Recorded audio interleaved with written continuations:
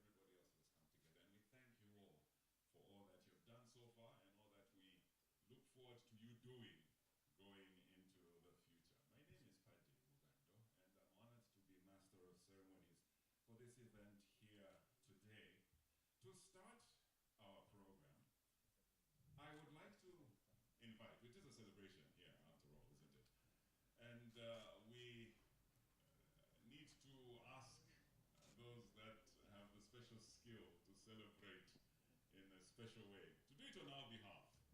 Otherwise, if we asked everybody to come and, show us how happy they are, yeah, we would need the whole day here. So there's one person that I'm sure many of us know and love here in this country, and every time he opens his mouth to share his God-given gift with us, yeah, it's time for celebration and time for joy. So I'd like for us to put our hands together for our very own African eagle, aka Pompey, as he comes to give us a song, like I said, to add to the celebration that we are here for today. Let's keep that hand going for Pompey.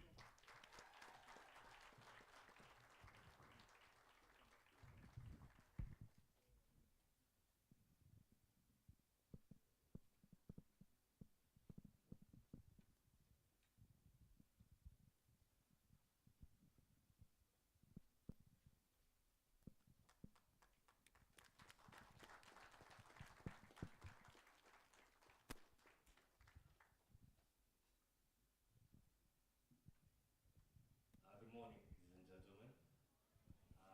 Thank you so much, Paddy, for that amazing welcome. My name's Pompey. My AKA is Chaka Nyatando, or the other way around. It's an honor to be here, and I think I don't think artists are immune to protocol, so I would like to say Honorable Mutati for being here and all protocols observed, please. So the first song I'm going to do is a celebration of the power of spoken word, the power of declaration. I believe in the power of declaration because the God I believe in spoke everything into existence, and we are made in his image and likeness. So I think this day, something powerful has come to manifestation that takes us forward towards being a first world country. Amen? Yeah. For those of you who doubt, at least just speak it and declare it. God's word promises that there's power in that declaration. So this song is a song called Silence, and it says you need to speak what you want to see and declare what you want to be. Don't be silent. So please enjoy.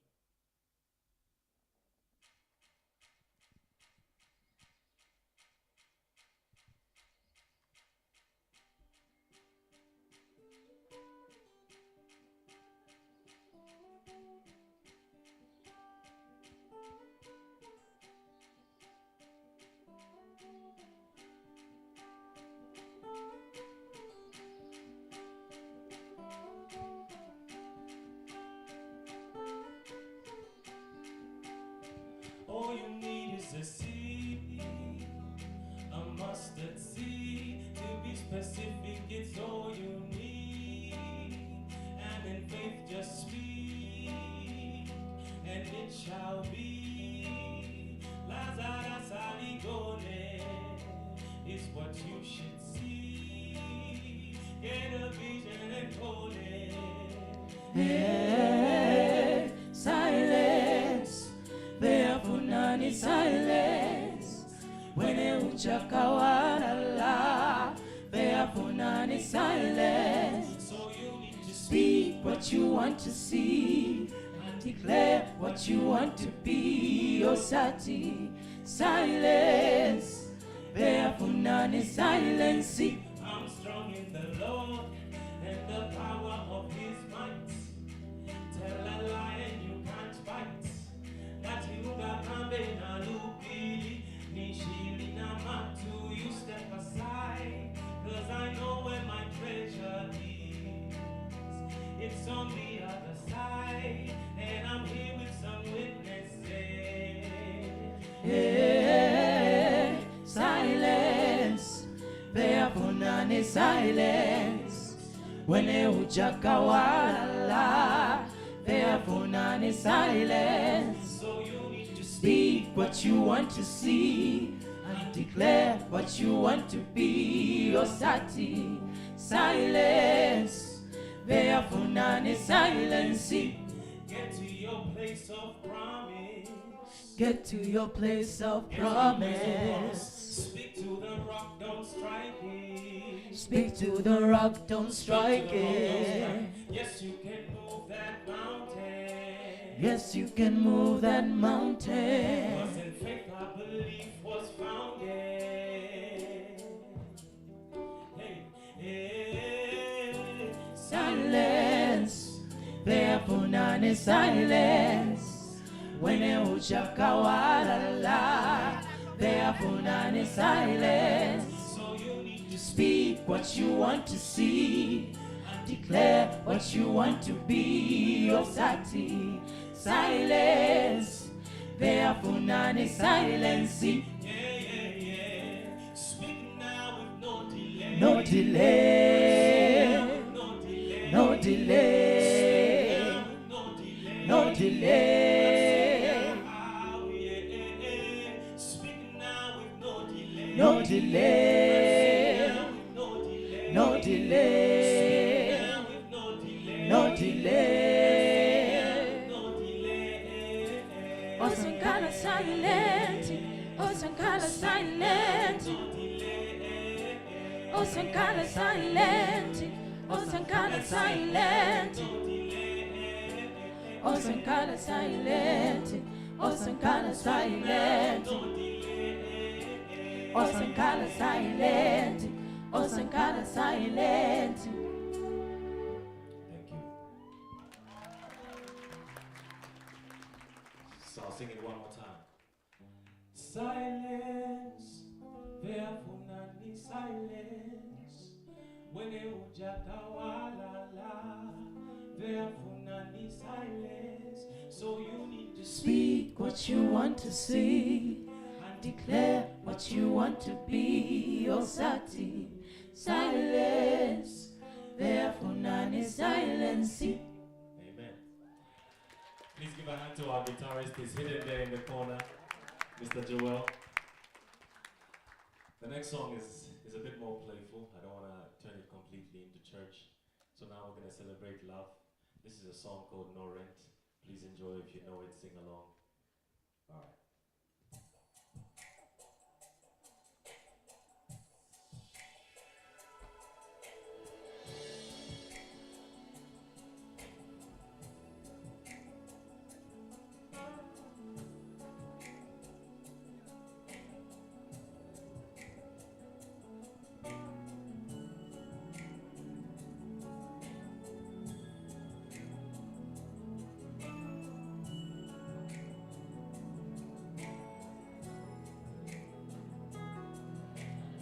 Call you a pioneer. They say that I feel so strong. You discover there's a heart here, been empty for oh so long. Then become unfurnished, add flavor to my life, refurbished. And a lot of clutter by purpose, so your work's a never-ending service. Yeah, so it's a week, I No renting, no rent. so it's a week, No renting, no rent. from the crown of my head to the sole of my Shua is pure. Shua, so be comfy and secure.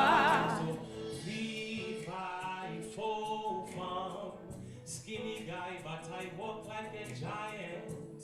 Anointed as king who defiant. And I chill on that mountain of Zion. How is it you can take my power?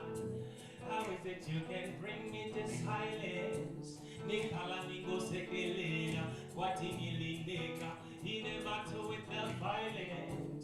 Misozi zone se watola. You can call the shots mongare fuabola. Nickname Atiji Tumboa. Cocolastic magic you are my Coca-Cola. Iwe waliba vitamini. Quantigo disipuro, protometamini. Natural bleach, no skin, yeah. Baby girl, you're a winner, so it's a winner. No renting, no rent. So it's a winner.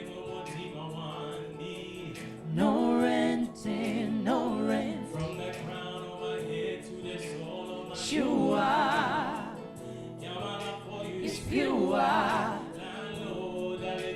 Sure. So be comfy and secure. Okay. Awele satata shatala monambo. You look reliable. What you want bakuza nambo. Kuntina biliva koka sako ndamanje bata wafu mapachalo. Pameso ule moneka kwatishina ni chipo. Cause you are my gift, classy but yet simple. Beautiful round eyes, right size dimple. Kubiga no kutemwa lesa, how good I need more. Isa wikale mumotima wandi wenkeche.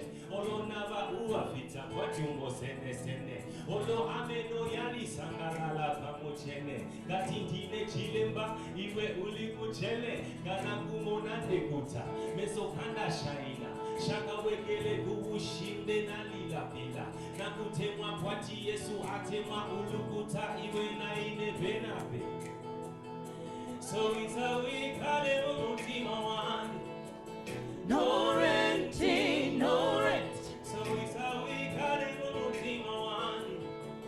No renting, no rent. So it's a week one. We call it Momotima one. We call it Momotima one. We call it Momotima one. We call it Momotima one. It's a week Momotima one. No renting, no rent. So it's a week Momotima one. No renting, no rent. From the crown of my head to the sole of my Sure. Yeah, my love for you Is fewer. Landlord, I put them on Sure. So be comfy and secure. So be comfy and secure. So be comfy and secure. So be comfy and secure. So be comfy and secure. So be comfy and secure. So be comfy and secure. So be comfy and secure. So be comfy and secure.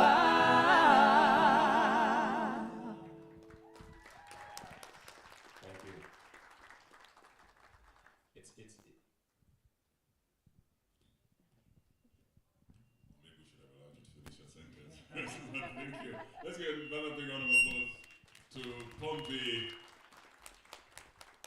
Indeed, of course, we know. Now we know who he composed that song for, don't we? That tenant who lives rent-free in your heart now. Thank you very much for that celebratory music.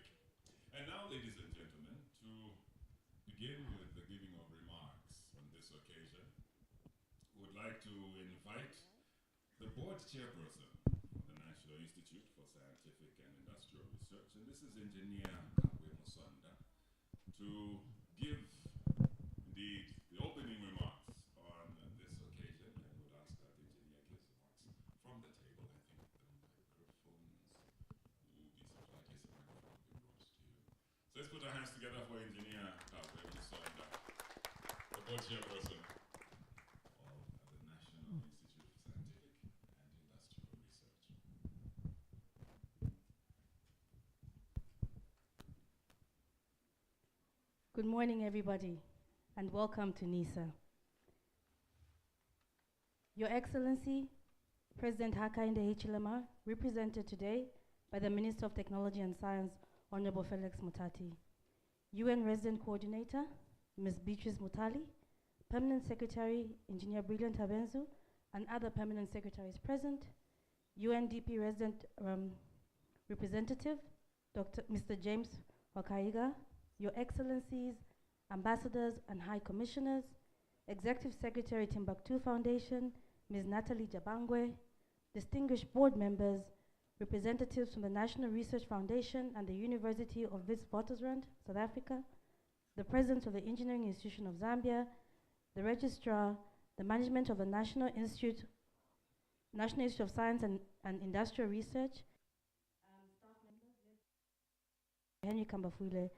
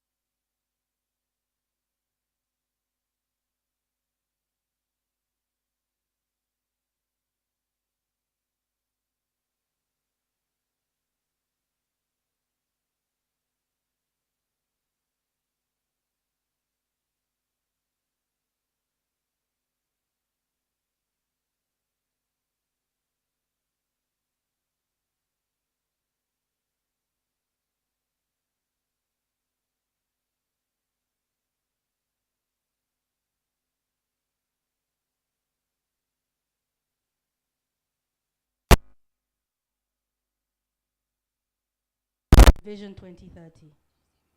The success of this initiative hinges on strong partnerships and collaborations. As a board of NISA, we are grateful to the head of state, His Excellency Hakainde Hichilema, for the efforts and dedication he has shown NISA. His leadership and commitment to modernizing our research infrastructure have been instrumental in bringing this project to fruition. Your dedication to enhancing research and development as the backbone of economic growth is truly commendable, Your Excellency.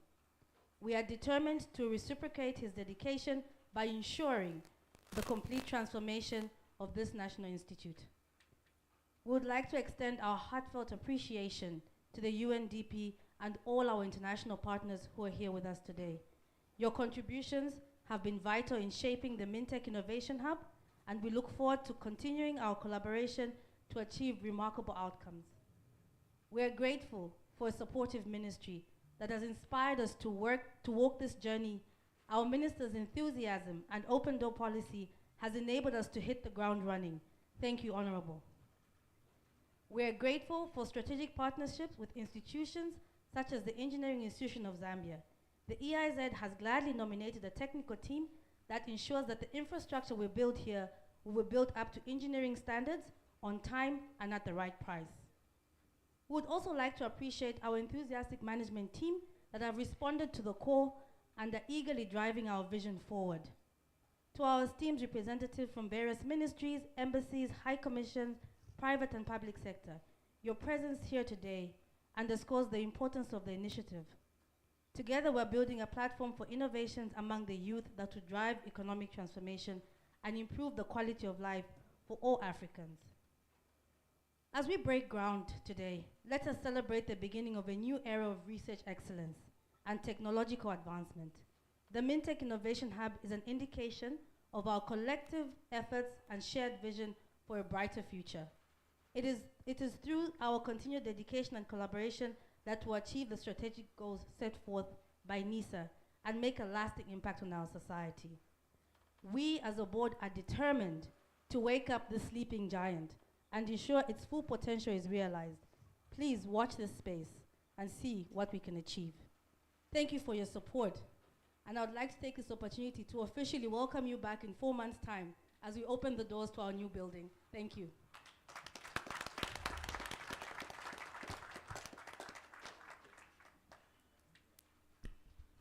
Thank you very much, Engineer Musanda, for those remarks, and of course for ending with the invitation for us to come back in 4 months. We accept your invitation, ma'am. We will come in our numbers, indeed. We are here in the beginning, we'll see it through up to the very end, so thank you. And yeah, wish you all the very best in Nasir as you join hands in implementing, is it MineTech or MineTech? MineTech, indeed, for this country and all the wonderful things that are yet to come. And of course, we know that government as a whole is always very happy and proud with institutions like these. But there's always one ministry that claims more pride and more joy on every occasion. Today is the Minister of Technology and Science. The Permanent Secretary, Dr. Brilliant Habenzu, is going to be asked now to stand and also share remarks and tell us what this means for the minister and for government at large, and indeed the entire country. Let's put our hands together for Dr. Brilliant Habenzu, Permanent Secretary, Ministry of Technology and Science.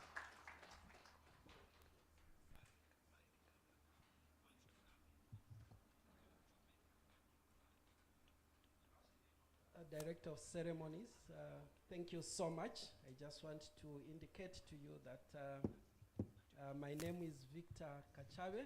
I'm representing Dr. Brilliant Habenzu, who happens to be committed to another national assignment. And for this reason, I will speak his remarks.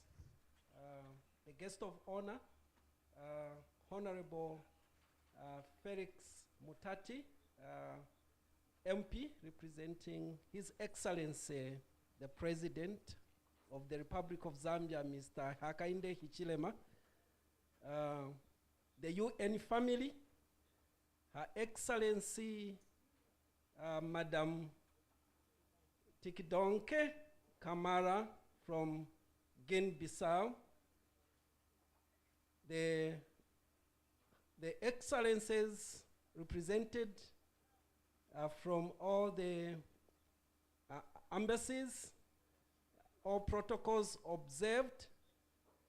I just want to welcome you once more to this momentous occasion where we are witnessing the groundbreaking ceremony of the MineTech. This event did not start today. At one point, it was just an idea that was muted by men and women who are ambitious to ensure that we develop this country, to ensure that we develop Africa. And from the start, from my end point, when this initiative was mooted, known as the Timbuktu, for me it was more or less like a ceremony. But it has come to be true that it is indeed a ceremony, and today we are celebrating the groundbreaking of the many, many, many initiatives to happen. Ladies and gentlemen, today as we come together, not only to celebrate the establishment of the MineTech Hub, but also to work together in curing and minting the borders across Africa and ensuring that the visions of our President, His Excellency, Mr. Hakainde Hichilema, come true. We recognize the support that we are receiving from our cooperating partners. Together, we shall walk very far in this great journey.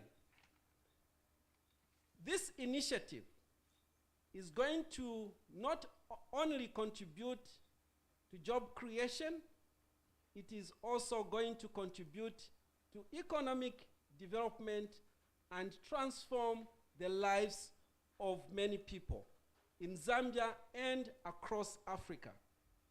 Ladies and gentlemen, I want to point out that from the time the Ministry of Technology and Science was established in Zambia, the able leadership of Honorable Felix Mutati, spurring science, technology, and innovation has been a marvel, not only in Zambia, but globally. The UN has recognized the many milestones we have achieved in a very short time.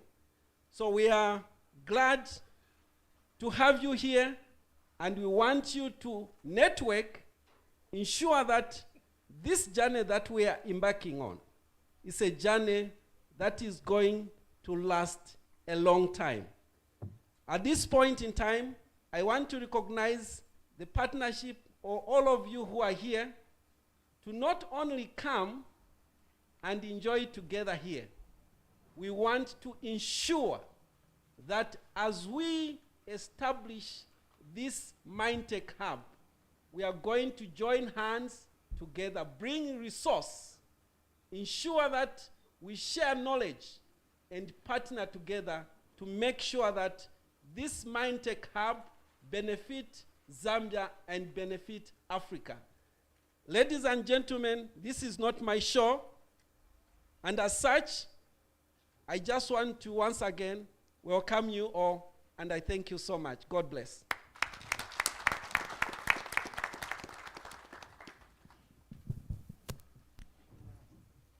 Thank you, Director Kachabe, indeed, for those remarks, and representing the Permanent Secretary, Dr. Havenzo. I would now like to invite the Executive Secretary for the Timbuktu Foundation, Mrs. Natalie Javangwe, to also give her remarks on this occasion. Let's put our hands together for Natalie Jabangwe, Executive Director for the Timbuktu Foundation.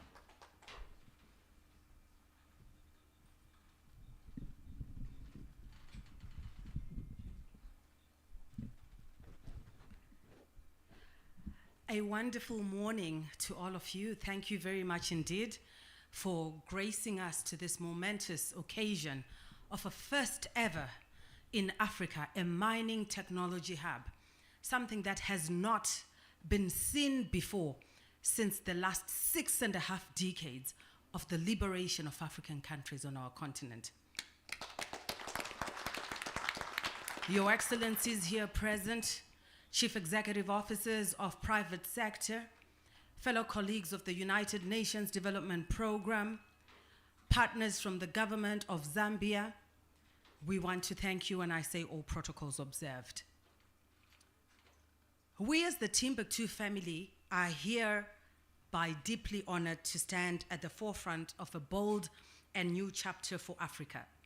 Today we launch this glorious MineTech Hub, and it is a pre-launch of the groundbreaking of what is going to be a shining beacon of innovation and one of the 10 most transformative hubs under the Timbuktu initiative, powered by the vision and the support of the United Nations Development Program, with special mention in her absentia, our Regional Director for the Africa Bureau, Madam Ahuna Eziokwana, as well as our administrator for the United Nations Development Program, Mr. Akim Steiner. Let me explain something that's very important for you all to understand today. These hubs that we're putting together are not just spaces, but they're catalysts for change and the economic growth and development in Africa. They span across critical fields, ranging from agri-tech in Ghana, the creative tech in South Africa, fintech in Lagos that has already been launched, the green tech in Kenya that has already been launched, the health tech hub in Kigali that has already been launched, the trade tech in Egypt, the smart tech cities in Morocco, the tourism tech in Dakar, Senegal, as well as ed tech, the manufacturing tech in Addis Ababa, and the most important we're gathered here for, the mining tech in Zambia.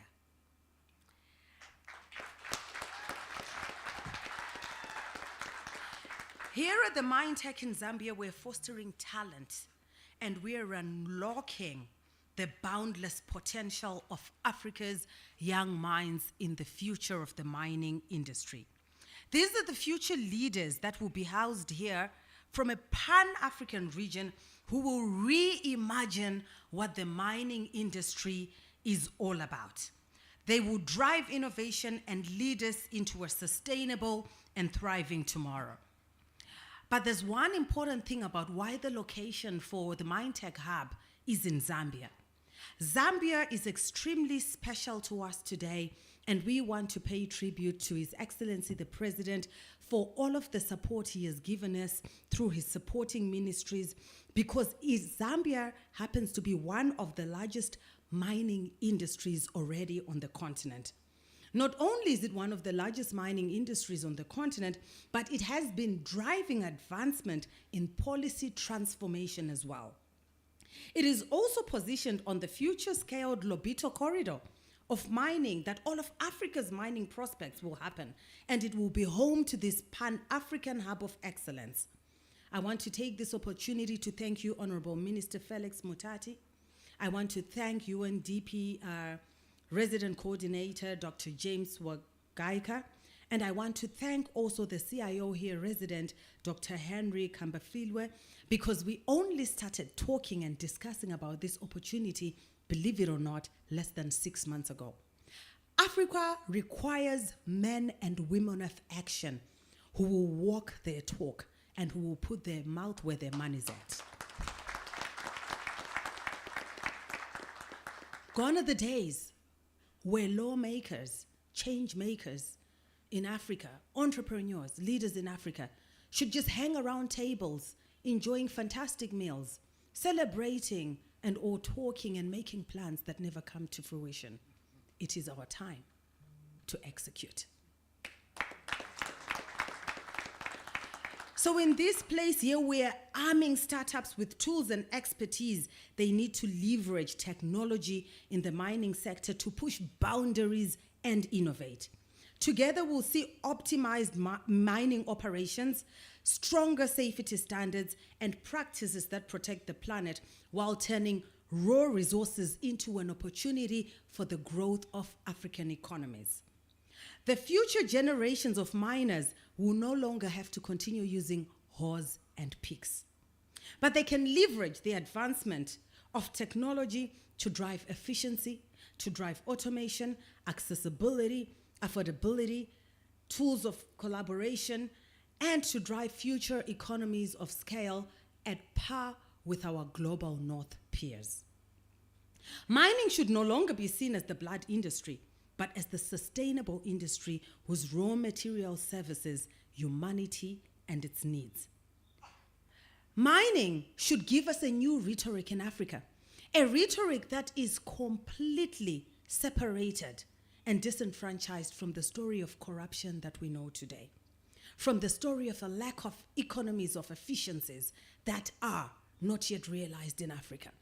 Here is where the Pan-African Center of Excellence should champion a new generation of change makers and business people in Africa who will tell a completely different story and stand on the giants and the shoulders of the leaders in the mining industry that have gone ahead of us. And so, we aim to see services of humanity and practical needs that will range from the telephony industry that will be using raw materials in mining, but from a tech-driven perspective. In health tech, in device technology, manufacturing, even in climate risk mitigation through tech. That's what this mining tech hub is all about. It's reimagining mining from a place we've never seen it before. I want to leave all the change makers and the future generations of startup businesses in Africa that will leverage this mining tech hub with this one single message. Make no small plans, young people of Africa, because small plans have no magic in steering the blood of man, and small plans will probably not be recognized anyway. It is the reason why we challenged and spoke with the government of Zambia, who were very recipient to say, you have to deliver land to the young people of Africa so that we put together a center of excellence. You need to back the vision and the moonshoot of the $1 billion fund that Timbuktu is putting together over 10 years to be leveraged by up to 10,000 startups. But we're no longer talking micro startups. When people think the African continent, they often think small to medium enterprises. They're fantastic. But we want to move from mice to gazelles to elephants and unicorns. And that's why we need to see up to 10,000 scale startups across these 10 transformative innovation hubs that we've talked about. At least 1,000 of them across all these, and hopefully some of them will come from this MineTech hub, should list on global bourses, should list on local bourses. We want to see companies that in this particular decade, started on this side of the year, will live even 100 years and more. That will employ the people of Africa today, their children and children and children's children. That one day when they read the history books, like Nelson Mandela, they will understand that the story that is being fashioned here was impossible until it was done. They too will stand on a beacon of greater things that we have no imagination of today. But our bravery and our courage and the impossible thing that we want to do here today, if they see the hallmark and the flagship of it, they will understand that they too can continue to carry the baton of excellence and to continue to make Africa thrive. But it wouldn't be enough for me to just talk about the plans of the fundraising that we're trying to make without recognizing the fact that to go further, you have to work with others. you actually need partners and investors. So I want to thank here present some of our investors and partners that have already committed to support the MineTech Hub in finance and in kind. These are such as the National Research Foundation of South Africa, here represented by Thandiswa Mkhwebi, as well as Dr. Chioniso Dube from the University of Witwatersrand. Please can you stand if you're just in the crowd so that people can see you.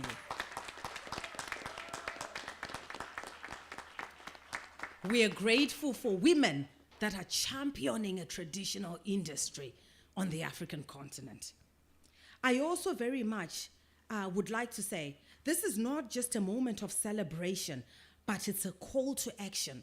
Some of the calls to action that have inspired us come from Her Excellency, First Lady of Equatorial Guinea, who herself is a miner and 100% owns her own mining company. She is a beacon of great excellence that shows us that driving future economies of excellence in the mining industry are absolutely possible, and that women as well can champion these things into the future. So it's not just a moment of celebration. I say these things and I recognize these people because it is about a call to action. It is about people who say and they will do, who are not just sitting on their laurels. Few weeks ago, actually, we were speaking to the deputy representative of the United Nations Development Program, and I was saying to him, do you think we're going to be able to do this thing? And it was just a few weeks old. And he said to me, listen up, we're about action. Let me just ask you to stand. He said, listen up, we're all about action, and we'll make sure that we deliver on this purpose and this course. And we called on one of our consultants from London. Yusuf, if you can just wave a hand, stand. I just want to thank you for your commitment, because it's important to understand that if we're going to do groundbreaking things in Africa, we need all hands on deck, right? We have our founders here. We have Ms. Anna Accelerator, if you can just stand and wave a hand, who, when we were launching Timbuktu, she runs 52 labs in Africa already on entrepreneurship. Okay, plus. And we called on her. She's a young African entrepreneur. And when we called on her to say we're going to do this, you know, as a young person in Africa, we said, we want credible founders. Will you come on board? I don't even know whether she sleeps or she doesn't. I don't know where she's coming from, but she's on one plane to another every single week, leaves her boys and her husband to do important work for Africa. We appreciate you. So if I've left out anyone, but I just want the UNDP team of young people who've been working on this thing, together with our resident representative, to stand or to wave a hand. I want to say an absolute thank you. Nampaka, all the team. I mean, we would not have. Lillian from Nairobi. Guys, we are extremely grateful. But we're really grateful to Nisar. And I mean, I couldn't thank enough the government, but Honorable Minister will come here. He will speak about the incredible stuff and support that the government has given us. All I can say is that it's time to rise, to innovate, to mine for a prosperous and a sustainable Pan-African future. Let's do this. Thank you very much indeed.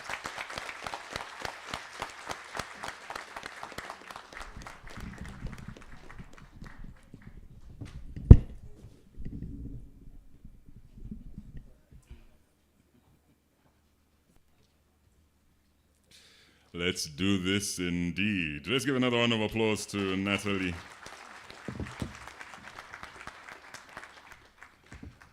Oh yeah, this has to work with that level of energy, man. Oh yeah, things have to happen here. And we look forward with you, to making everything come to fruition. Let's carry that excitement all the way to the end. So that was Natalie Jabangwe, the Executive Secretary for the Timbuktu Foundation. Indeed, the first ever MineTech on the continent of Africa. And it's not just about mining technology, but all sorts of benefits, value addition that we always talk about and yearn for as a country, that we have wanted for so, so very long. Now it is happening before our very eyes. And so we can sign out of this life and saying, this happened in my lifetime. I saw it, you know, and that pride indeed can be passed on from generation to generation. Now we're going to go into something a little different from what we've had for the past few minutes. And this is a fireside chat. And to lead us in the fireside chat is Muma Bwalia. And Muma Bwalia will come forward and introduce and invite the panelists who will come forward and take their seats on the chairs that are on this other stage, this other high table behind me. And we ask that we all turn our attention now and pay close attention to everything that will be shared from this stage. Just put our hands together for Muma Bwalia.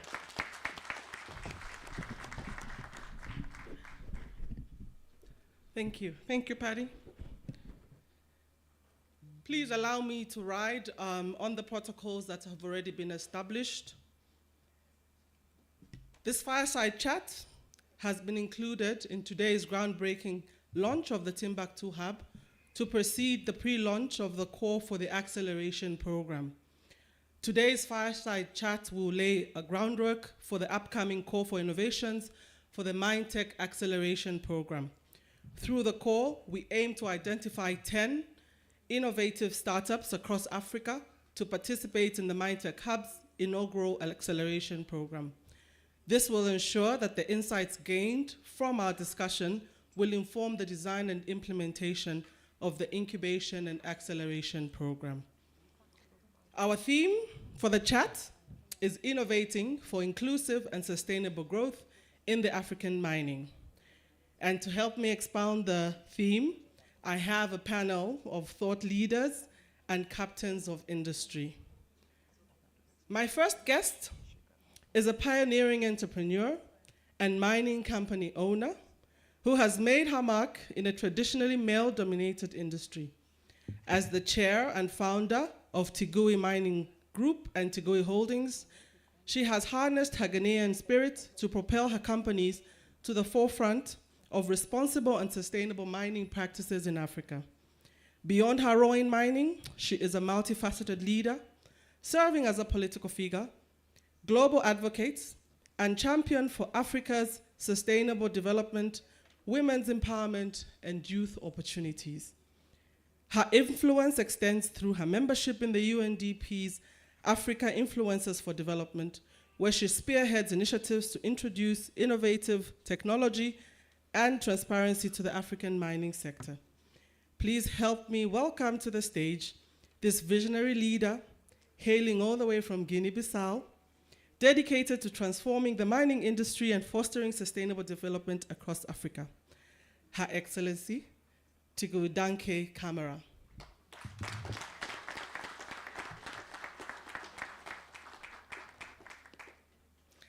As she makes her way to the stage, my second guest is a well-rounded investment professional, a mission-driven African man, passionate about developing and providing value to the investment ecosystem in Zambia and around Africa, and is also an advocate for impact investments and startups in the sub-Saharan region of Africa. He has over the years developed skills in investment appraisal, financial analysis, modeling and valuations, pipeline development, and stakeholder engagement. He has worked with different investment teams advancing impact investments from asset-light tech-enabled deals to manufacturing and agriculture. As investments and project manager at Renew Capital Impact Investments firm in Africa, based in the Zambia country office, his main responsibilities involve executing investment management activities, portfolio management support, research and development of strategic initiatives, and partnerships. A round welcome to Mr. Calvin Chitangala.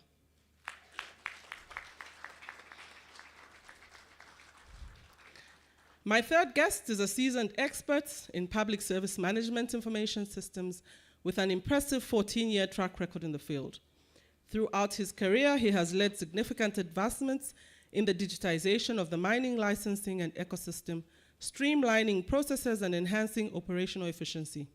As the head of ICT at the Ministry of Mines and Minerals Development, he has played a pivotal role in driving the modernization of the sector's digital infrastructure, ensuring effective management and transparency. His expertise lies in integrating cutting-edge technologies to optimize workflows and bolster service delivery. Holding a bachelor's degree in information systems, he combines deep technical knowledge with strategic leadership, making him a key figure in the ongoing digital transformation efforts within the ministry. His commitment to innovation and excellence has positioned him as a leading authority in the development of information systems for the public service management. Please help me welcome Mr. Sam Phiri.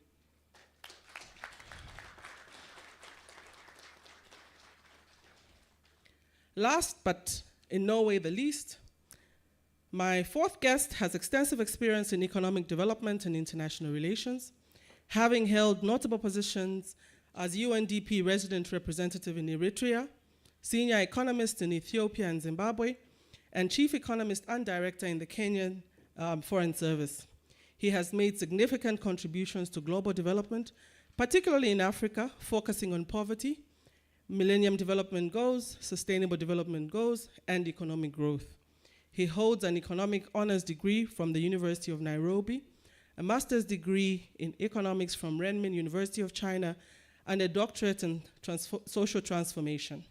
He is known for his leadership in policy research and sustainable development, and his insights are highly anticipated for shaping Africa's future through innovation. A man under whom many of us are privileged to serve. Please help me welcome Dr. James Wakiaga, UNDP resident representative in Zambia.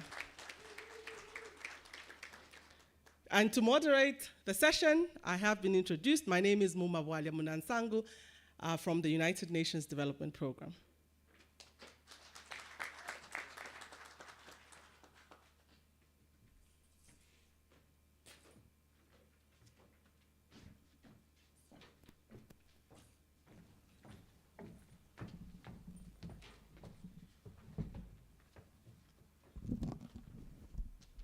Okay, thank you so much, dear panelists. I'm not sure if I should be sitting here or at the end. Okay. I will start with you, Her Excellency, Madam Tugante, not only because you're the only female on the panel, but also because you are working in a male-dominated industry. And so my first question is really on how you see opportunities for women in African mining and how we can actually use technology to enhance their involvement. Thank you. Hello. Thank you to all of you for giving us this opportunity to develop a little bit more on the objective of the MineTech UNDP program. So as you said, when I started in the mining sector, seeing women in the leadership role was very rare. Today, Africa has the highest number of women-owned mining companies globally, showing that change is possible when we break barriers. However, we must go further by ensuring that women participate at every level of the mining value chain, not just as employees, but as entrepreneurs and decision makers shaping industry policies. Technology is a powerful tool to support this transformation. In exploration, AI-driven data, mapping, and satellite imaging makes mineral discovery faster, more precise, and cost-effective, cutting exploration costs by up to 70%. In business operations, cloud-based systems allow entrepreneurs to manage projects remotely, reducing the need for constant on-site presence. Automated equipment and real-time monitoring create safer working environment, reducing risks that often discourage women from emerging in the field. As a woman-owned mining company leader, I see technology not just as a tool, but as a force of empowerment. Through platforms like the MineTech Hub Timbuktu, we can expand access to these innovations, ensuring women are fully equipped to lead in a tech-driven, sustainable mining future. So I was very pleased this morning to have a tour to the mining hub, which is program that is very promising. And I had the opportunity to discuss with some of the technicians to understand how this hub will service Zambia, but also the continent as a whole. And we don't want to be just playing numbers. We want to see equally young women, both, I mean, all kinds of sectors. And as a women leader here, that's one of my roles too. And as owning a company, being the youngest mining executive that owns her company, mining company, 100% owned in West Africa, it has been a challenge, you know. So we need to integrate technology, know-how, and then let women know that there is no job that we cannot actually do. So for now, I'll stop here. If there is more questions, I will answer later. Thank you, Your Excellency, and I'm sure there are women in mining that are sitting here and listening to you, and it would be good to really engage with you afterwards. And really, as you have stated, and rightly so, we are in a place where we are talking about innovation and technology advancement, and it is a tool for empowerment. Thank you so much. I will move on to Calvin, who is an investments and project manager. Calvin, we have innovators here today. We have SMEs that are looking to participate in our MineTech acceleration program. And you are strategically positioned in a place where, perfect. Yeah, strategically placed in the value chain or the ecosystem where you're actually able to, advance capital to this SMEs to be able to scale up some of these innovations. Given your focus on early stage investments, what are some of the key gaps among startups in Africa that present the most promising opportunities for technology and innovation? Thank you, Mama. It's not. Hi, Mama, can you hear me? Good. Thank you, Mama, for that. And thank you for the insights as well. Do you want to give him this one? Sure.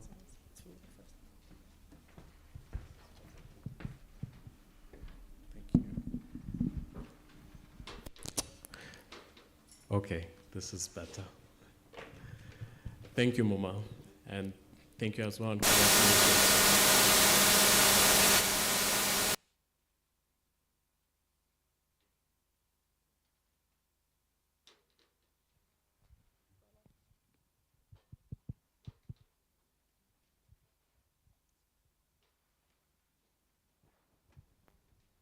this work? Good. Technology, yes.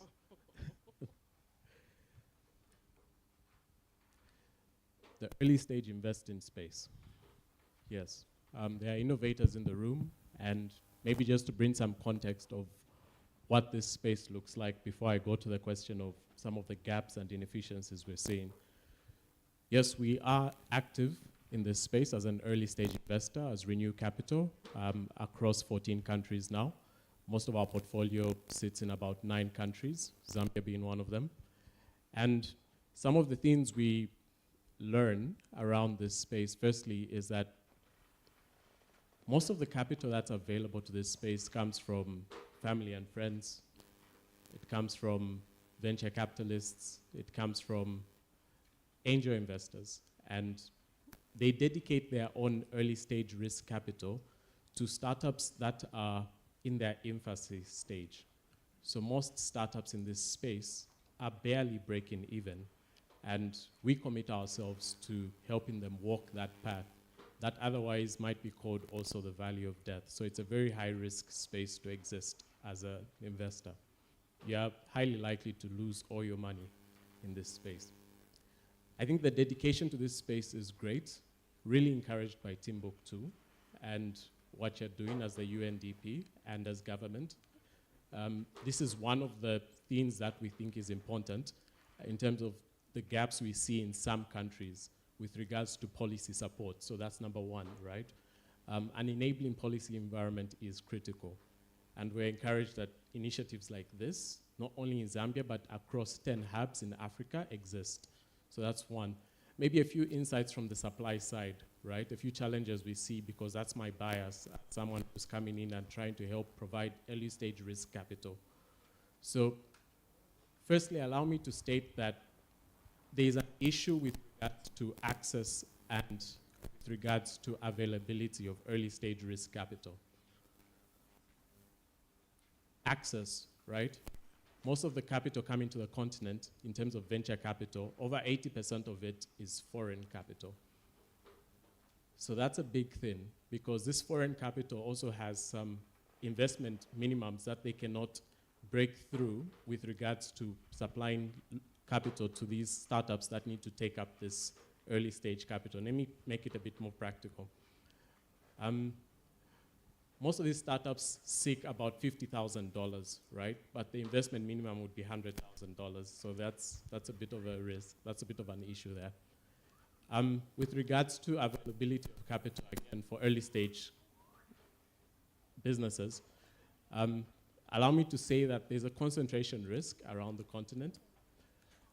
Most of the capital that's in this space seems to be hovering around 4 countries only. So you've got South Africa, Nigeria, Egypt, and Kenya. Zambia, yes, is second to South Africa in this region. But even at that second position, South Africa in the last decade did about 500 plus deals. Zambia only did about 50 deals in the last decade. So we can do more, and we're trying to do more. And initiatives like Timbuktu allow us to create a platform for most startups to exist in this space. So very grateful for that. So from the demand side, a few challenges we are seeing is most of the startups we engage with do highlight the need for platforms like this, where then they can engage with talent that's willing to connect with startups at this space, because talent is a very big thing for startups in this space. Added to that, some startups also try and seek support for things with regards to financial management, sales and marketing, and other things that can help them with their traction and their growth in this early stage space. So initiatives like the Timbuktu and hubs like this help incubate startups in their infancy and help them get to that next level. So very grateful for these opportunities. So that's a bit of context from my biased perspective. Thank you. Thank you, Calvin. And that context really does provide for an understanding of what are some of the gaps and how can we actually address them in the midst of economic challenges, where we've actually seen private capital reducing in terms of its supply to innovators and SMEs. I will move to the Ministry of Mines and Minerals Development, who is really sitting with the mandate in terms of how do we provide an enabling environment for SMEs and tech startups in the mining sector. Now, given the current regulatory and policy landscape, not only in Zambia but in African mining, what are some of the most significant challenges, but also the opportunities for new tech startups to be able to enter the sector?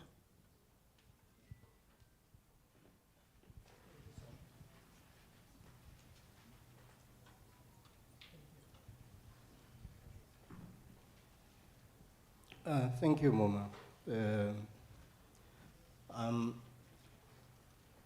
I'm a civil servant. I like to focus on the positives. In as much as we do have challenges that are there, you will find a lot of startups looking at things like regulatory complexity, access to capital, new regulations in as far as ESG is concerned, environmental and social governance, data and technology gaps. These in themselves can be looked at as great opportunities as well. So I think my colleague there has already alluded to the fact that a lot of startups have challenges in as far as access to capital is concerned. And I think there is an opportunity there when they do engage in partnerships where they can access most of these financial opportunities. In terms of regulation, yes, that might look like a challenge in itself, because sometimes regulation is changing, but for the better. And therefore, for the startups, the opportunity is that they come in and engage with government, and they contribute to the drafting of these regulations. And that in itself becomes an opportunity to them. Environmental and social governance, the ESGs that are coming in, there are a lot of opportunities there, looking at the sort of technologies that are coming up, that are people, that most of these organizations are looking at. And therefore, it's important that the startups do not look at some of these regulatory issues as a challenge, but as an opportunity to really advance their business opportunities. Data and technology gaps is another issue. We know we have a lot of regulation in terms of how data should be hosted, but that in itself for the startups, they can set up data centers. It's an opportunity for them to set up data centers around. We don't have so many data centers around. The technology gaps, in as far as the mining industry, you know that Zambia was known to be a mining, has been known to be a mining country, but predominantly everybody was looking at the copper belt. But the picture has changed. And even our infrastructure, the way we had set it up, it was mainly on the copper belt. But now everything has changed, mining is everywhere. And now what's happening is that a lot of these mining initiatives in the rural areas, you don't have the infrastructure there in terms of internet and everything that goes with it. And therefore, for the startups, that's a great opportunity really to come in and begin to set up the infrastructure. I think I will, I'm a civil servant. Sometimes we can talk a little bit more than necessary. I'll end there, Mama. Thank you. Thank you so much, Sam. I like that you've spoken to the fact that challenges can actually become opportunities. And I hope that as innovators, as development partners, we can actually, view some of these challenges as positives. And also the fact that we have the Timbuktu being launched here in Lusaka is also a testament to the fact that mining is not only on the copper belt. Thank you for that. I will turn to Dr. James Wakiaga. We've heard from the private sector. We've heard from the public sector as well. From a development perspective, why has the UNDP taken interest to support the hub that is focused on mining and technology? No, thank you very much, Muma. And maybe I'll just try and simplify this conversation without getting into the jargon. And to state that for us, this is about promoting economic growth. It's about catalyzing sustainable development in the continent. We are talking about mineral as a critical resource within the African economies. So from the diamonds in Botswana, to lithium in Zimbabwe, to copper in Zambia and DRC, to gold in Ghana. So basically we are saying that Africa is a producer of mineral resources. And now we're actually producers of the critical resources, critical minerals that are needed for energy transition, that are needed to drive technological advancements globally. And so in a sense, we are looking at this hub as an important infrastructure that can help to catalyze innovation within the continent, harnessing the potential of the youth of this continent, which incidentally constitutes a huge cohort that needs to be supported.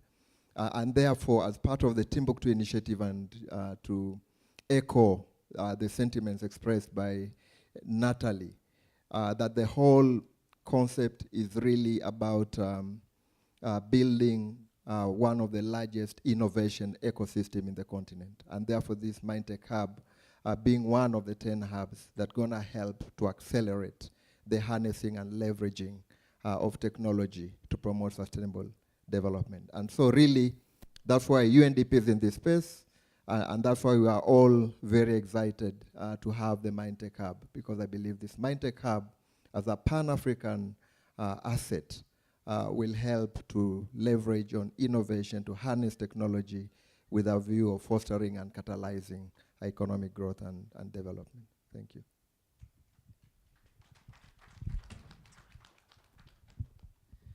Thank you so much, Dr. Kiaga.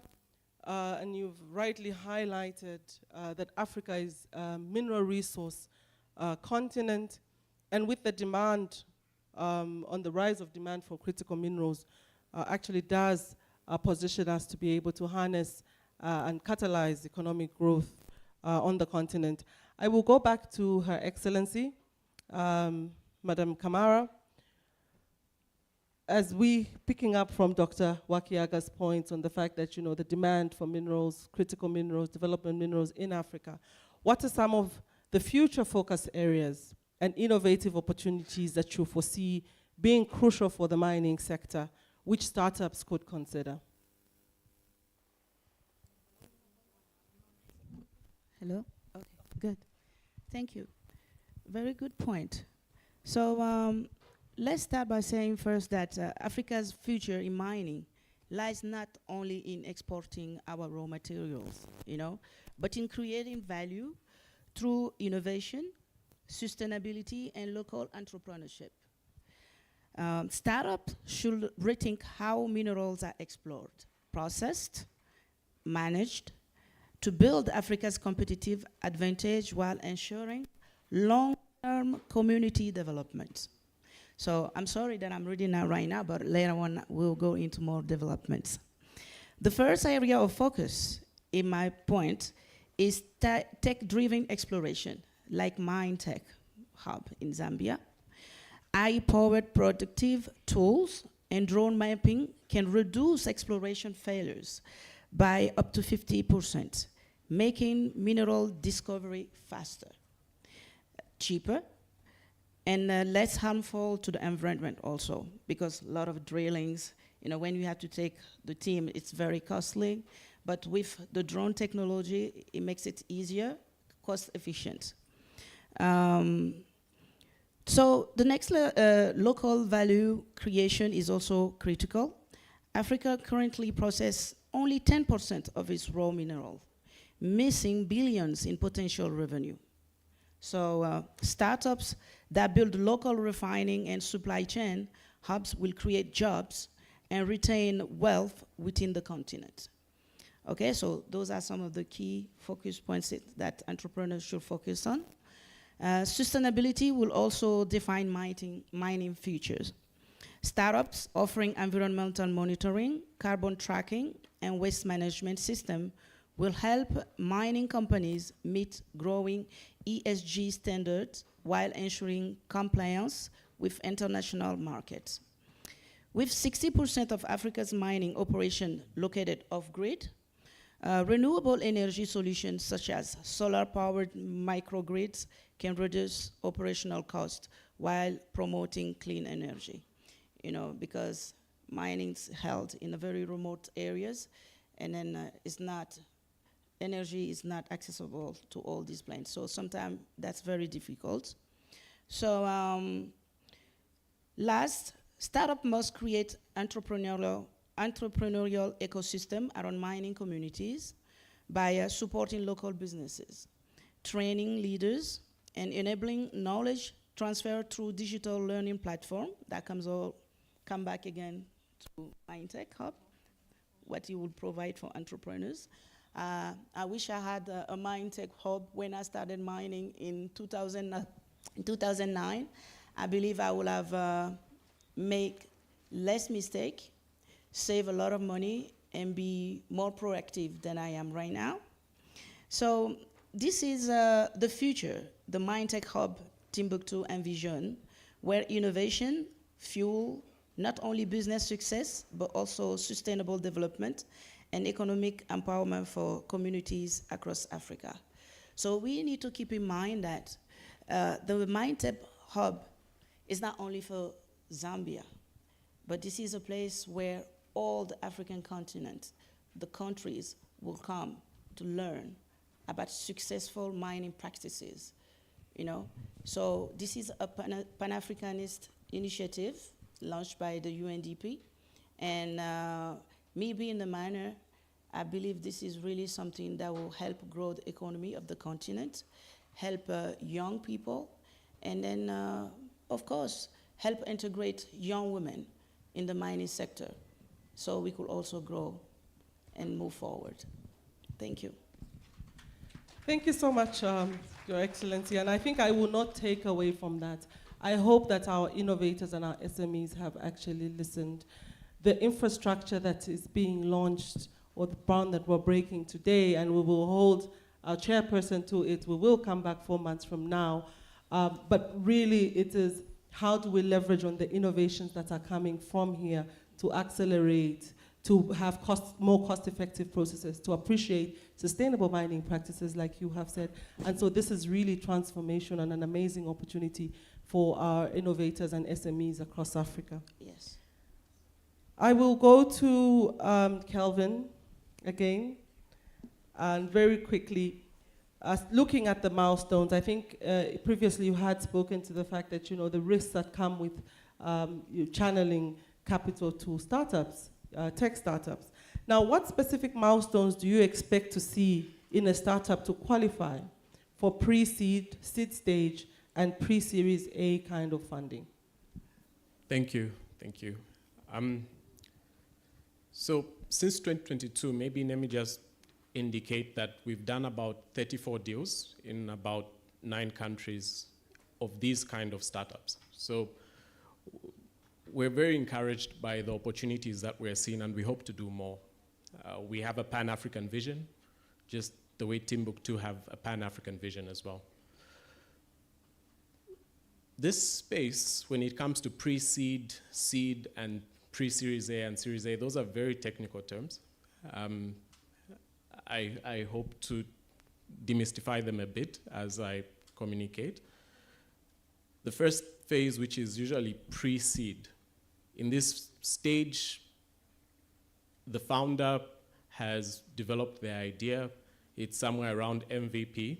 It's probably pre-revenue, and they are just trying to see what the market thinks in terms of traction. So in most cases, we've seen founders come through where they've just got months of traction, and they are trying to see how this could be a possible business and revenue model well validated. So at that stage, as an early stage investor, it's usually about the founder.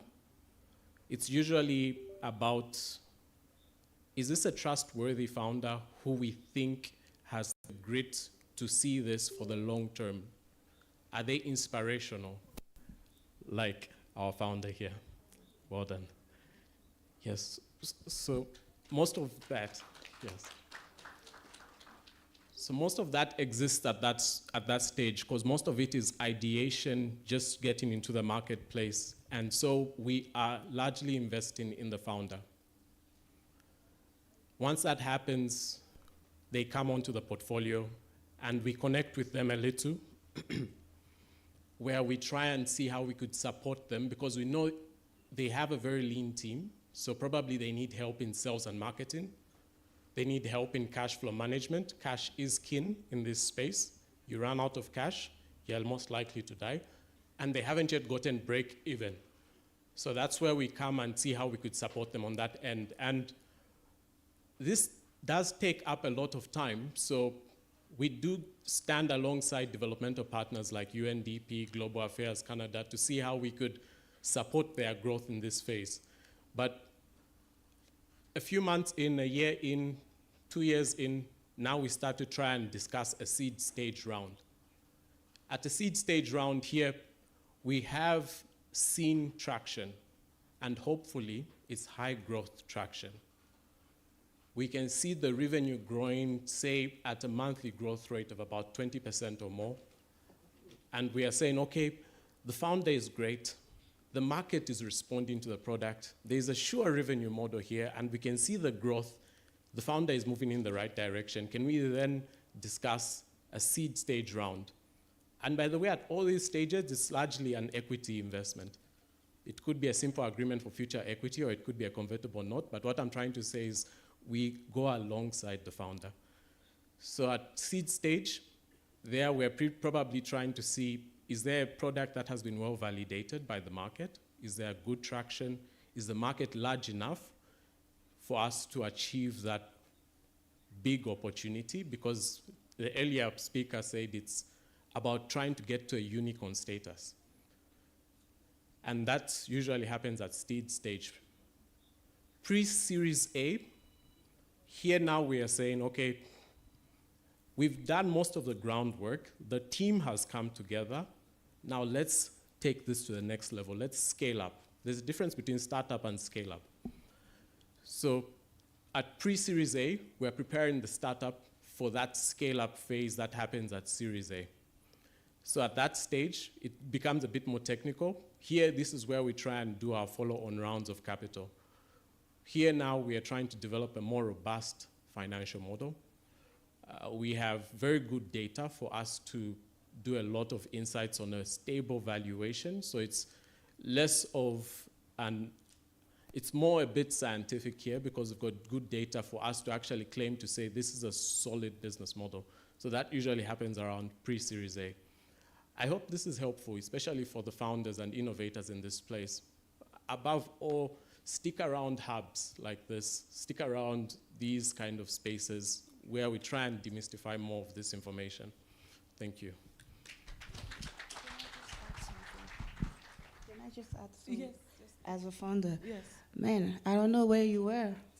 Because now I'm hearing that you could actually get investment based on founder, you know. So basically the value here is the person behind the company, Exactly. not the value of your license, not about the feasibility of the mining, because it has been very tough for us, you know, because when you go looking for funds, they want you at least to be at the brown style, you know, brown field level, which is like you have done most of your explorations, you know, you almost one step away from starting exploration, which is very demanding.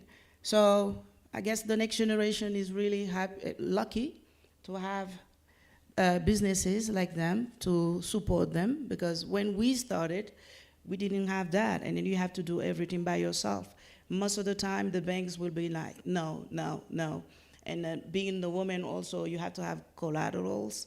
And then being an African woman, so, you know, here, you know, it's male-dominated. We don't inherit much of the lands or many other things. So that makes very difficult for business owners to sustain in the mining industry. So I'm really very happy to know that there are companies now that will support new companies based on the profile of the investor. So thank you. Thank you, Calvin, and thank you, Your Excellency. And I like the combination, you know, listening from a giant that's been in the mining sector and the difference that infrastructure such as this and access to capital does make, you know, at this stage as an SME.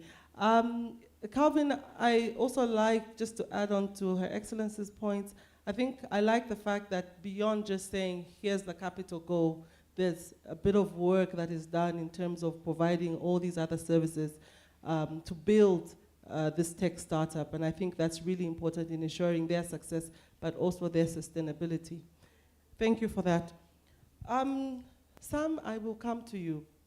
Again, from a regulatory policy perspective and providing an enabling environment for these startups, how would you advise that startups navigate regulatory hurdles whilst ensuring compliance and fostering innovation? Thank you so much. So first and foremost, the startups have to engage with the local stakeholders, engage with government early on, so that they get to understand the regulatory environment before they start anything. And I think that's a very good starting point, because you can avoid so many problems right from there. The other issue is that PPPs develop partnerships, public-private partnerships. Government is open to that, and there is an institution already, if I have to localize that, and I would love to think that the same is happening across Africa. So come in and develop these partnerships with government, and you begin to actually move in the right direction. On the policy trend, like I indicated earlier on, stay updated on the policy trends.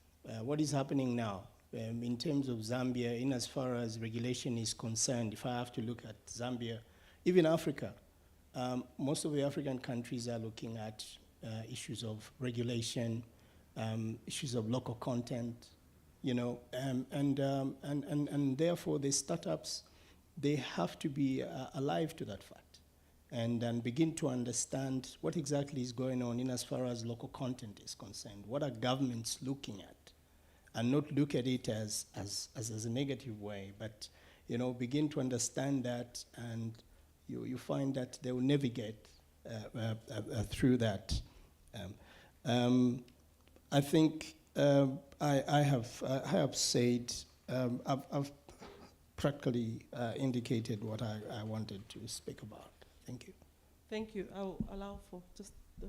I guess I will continue to give my point as the only entrepreneur here that navigate through finding funds and then dealing with government regulations as an entrepreneur. Sometimes it is very challenging for us Africans, so the local content part, because there are rules, laws that are set already by the government that sometimes repels the local investors. There are certain amount of money that is pre-required for you to go into mining. For example, depending on the space of your mining surface, depending on that, there is a certain amount of money that you have to already have in your bank account. And then sometimes for Africans, we don't have the funds. We want to come first, acquire the license, then start running around looking for investments. So government have to look at that also. And one of the other things that we encounter as local content, African miners, is also the tax. The taxes that the government take from mining companies, that sometimes is very high, and it make it difficult for us to grow. So look into all these practices, and then of course also give the goal for the local entrepreneurs. Maybe provide something where we could have funding, like the MineTech Hub is doing right now, and which will allow the younger generation, the future generation of mining entrepreneurs to access laws, government laws, because they're learning here, and then also be in an environment where they are already prepared as far as getting funding, and be more prepared and be better investors, into the mining sector. Thank you. Thank you so much. And that's really a good point. And that's why with the Timbuktu, we not only provide the space, we have the acceleration programs that actually bring on board partners such as the Ministry of Mines itself, the Ministry of SME, to be able to provide and support our SMEs as they navigate the regulatory landscape. I will turn to you, Dr. James Okiaga, and I hope you can summarize for us and close the panel on how you envision the mining sector in Africa evolving over the next decade, especially with the integration of the MineTech Hub.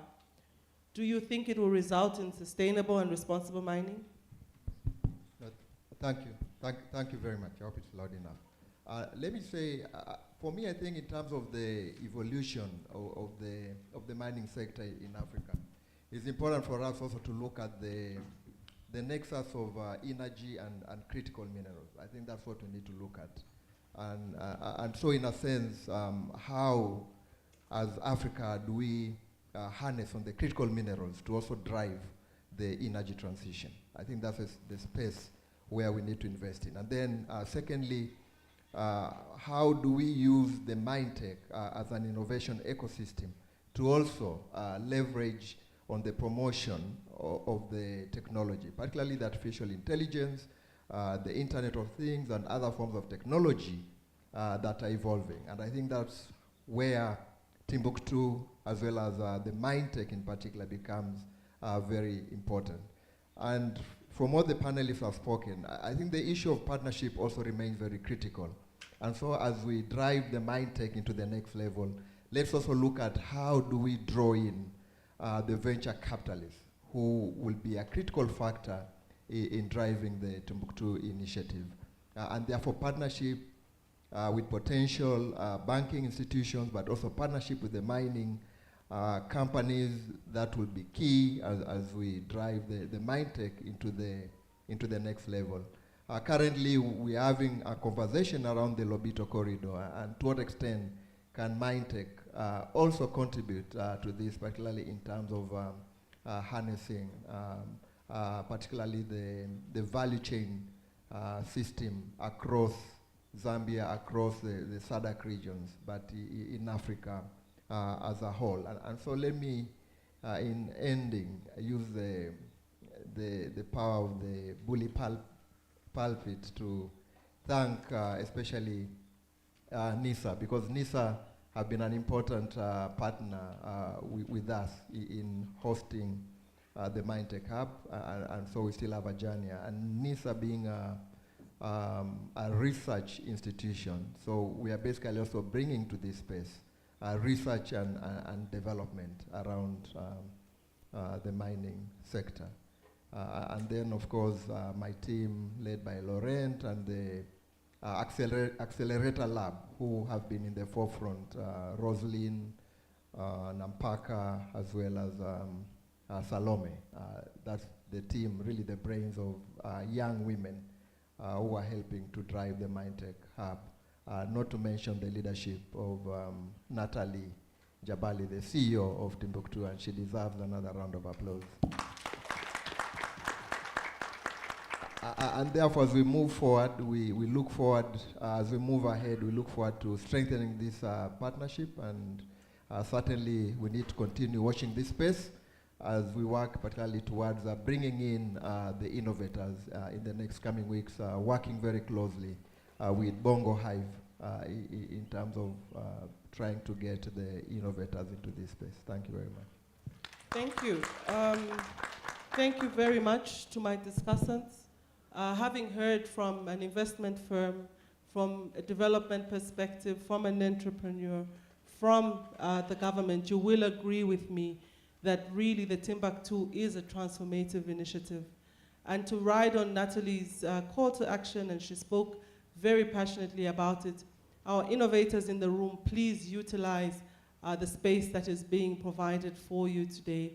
Our partners with resources, please come forward and support the initiative as well. And to governments, not only the Zambian government, but to governments across Africa, we urge you to contribute to an enabling environment that will really harness the skills of these entrepreneurs and tech startups that the Timbuktu initiative aims to support. Thank you so much.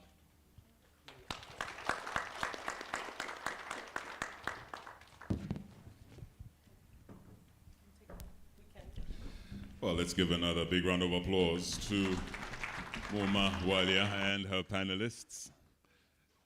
Indeed, for that very comprehensive analysis and perspective. And that fireside chat was entitled Innovating for Inclusive and Sustainable Growth in the African Mining Sector. So once again, we thank the panelists for, yes indeed. And now I'd like to invite Maximilian Musumali to come and give the pre-call launch to innovators and startups.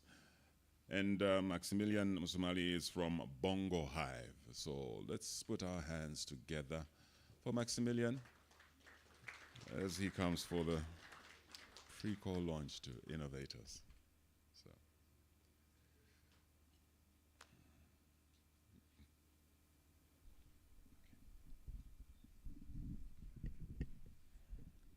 I'm sure you can all see I'm not Maximilian.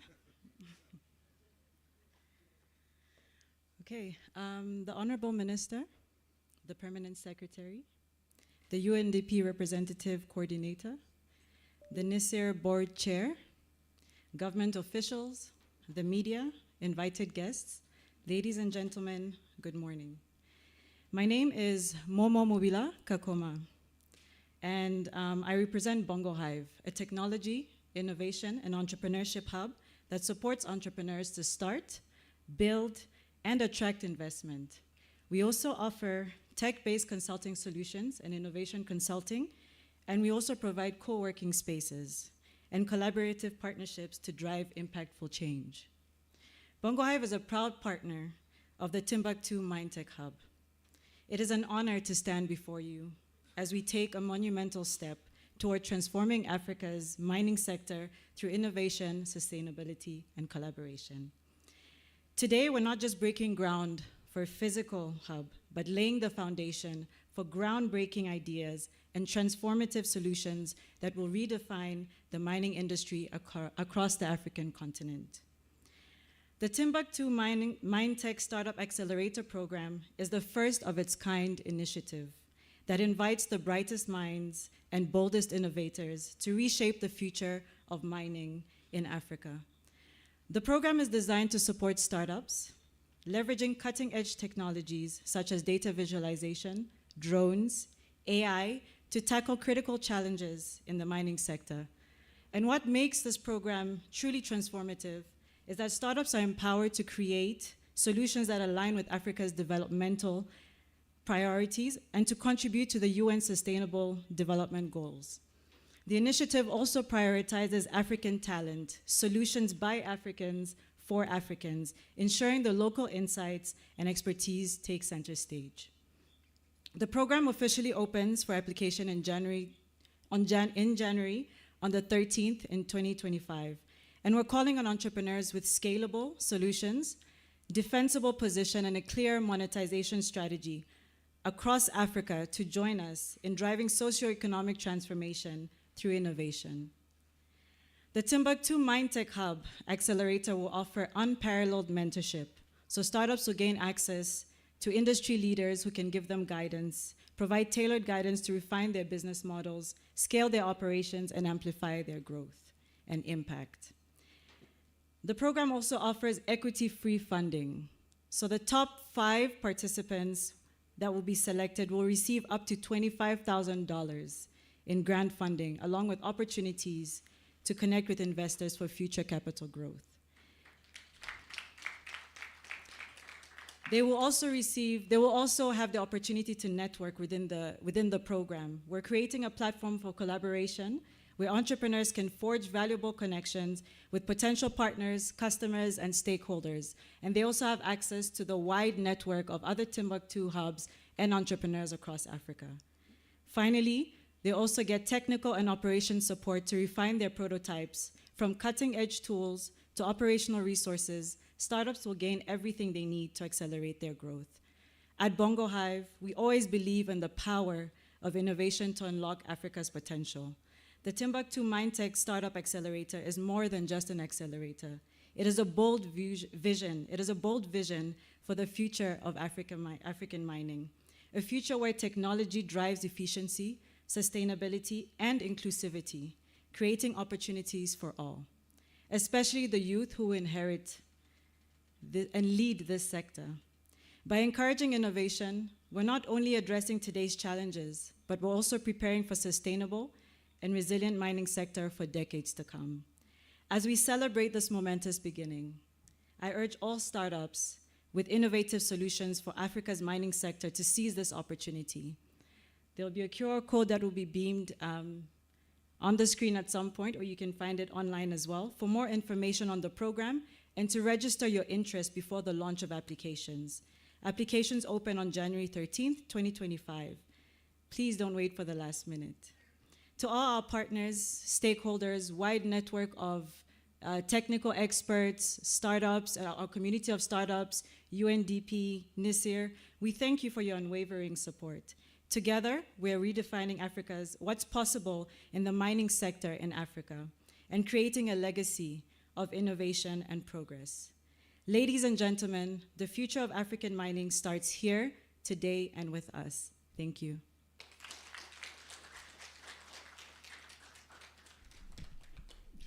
Thank you very much, Madam Kakoma from Bongo Hive. And thank you for partnering as well in this initiative. And of course, Bongo Hive has been involved with startups for years. And I'm so excited that you are part of this. And wish you all the best as you take up your role in receiving the applications and taking them forward. Before we go into the next set of speeches, which will include, of course, the address by our guest of honor, we will take what I would call in my other line of work a commercial break, as it were, and invite Nomakanjani to come and give us a performance. Let's give them a hand, shall we? Nomakanjani.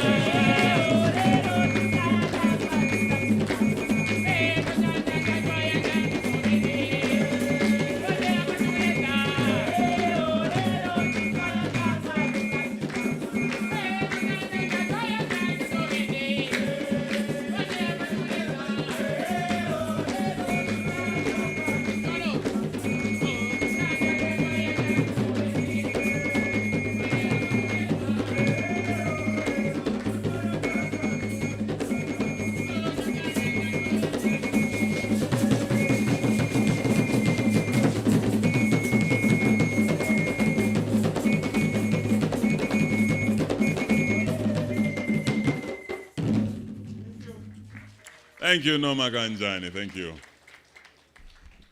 Electrifying performance. And thank you to everybody who came to show your appreciation for them. I'm sure they appreciate it, especially with this heat. You need something to buy freeze-its and, water and everything. So thank you. Thank you. Now, ladies and gentlemen, it is now my privilege to invite the United Nations Resident Coordinator in Zambia. This is Her Excellency, Ms. Beatrice Mutali, to come and give us her remarks on this occasion. Let's put our hands together for Ms. Mutali.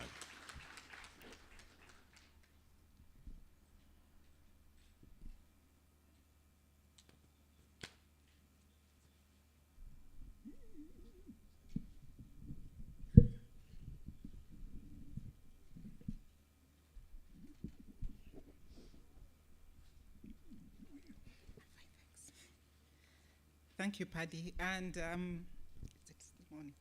A very good, I assume it's afternoon, a very good afternoon to all the participants. Distinguished participants, I think you'll agree with me that we've heard a lot of insightful background information on this really wonderful Timbuktu hub.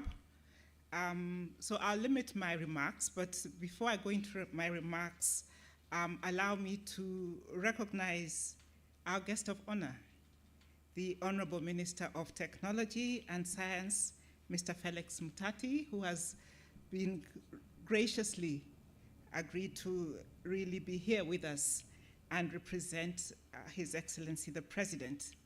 Allow me to also recognize Her Excellency Tugidanke, influencer and board member of the Timbuktu Initiative, and the CEO of the Timbuktu Foundation. Allow me to also recognize all senior government officials who are present, excellencies, ambassadors, and members of the diplomatic corps, the UNDP resident representative, the board chair, and the executive, the chief executive of NASAR. The media, allow me to rest on the protocol already observed. Today, ladies and gentlemen, marks a significant moment for Zambia as we lay the foundation for a brighter future, not only for the country, but for Africa as a whole. In February this year, the United Nations Development Program, UNDP, as you heard, launched the first university pod, Unipod, the Makuba Unipod at the Copperbelt University. While the Unipods are focused on promoting innovations within a university setup, they are envisaged to create pipeline innovations for the bigger Pan-African initiative called the Timbuktu Hubs. So the two are very much linked. And as we have heard, Zambia is the third of those Timbuktu hubs that is being launched today.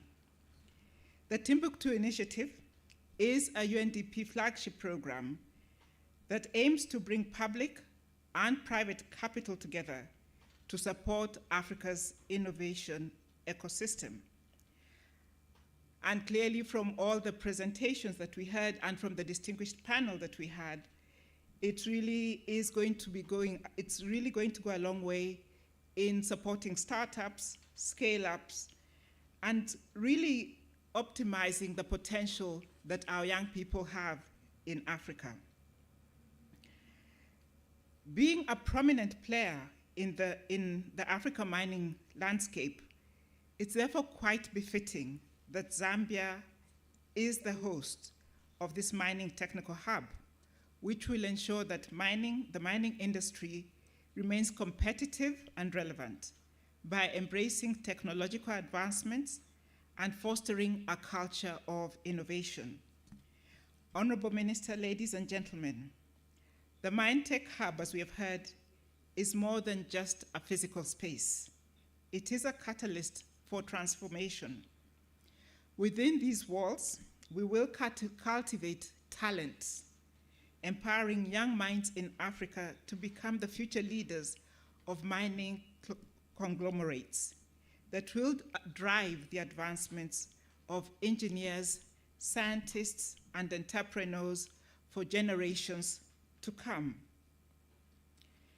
The hub, very importantly, I know you've heard a lot about the hub, but I think from my perspective, very importantly, is that it will also serve as a platform for research and development, driving groundbreaking innovations that will transform the mining industry. So on behalf of the United Nations in Zambia, allow me to take this opportunity to thank the government of the Republic of Zambia through the Ministry of Technology and Science that has worked with the National Institute for Scientific and Industrial Research and our Accelerator Lab to see to it that this day is a reality. As the United Nations, we remain committed to upholding the principle of leave no one behind. Through UNDP, we are therefore very pleased to support the identification of innovations led by people in the community and startups from different backgrounds whose ideas can bring positive and tangible impact in their lives and the lives of others around them. Not leaving anyone behind means deliberately bringing groups that would be left behind, such as women and girls, among others, to the table for this work to be sustainable. Women should be empowered to ensure they fully participate in the country's development. The MineTech Hub is an opportunity for this to be realized. Honorable Minister, ladies and gentlemen, as we embark on this exciting journey, I urge all stakeholders to embrace this initiative with enthusiasm and commitment, particularly the private sector, from partnering on joint research to financing the activities of the hub. There are numerous ways in which the private sector and other partners can participate. Let us make the MineTech Hub in Zambia a true Pan-African center of excellence, propelling Africa to the forefront of the mining industry. I thank you.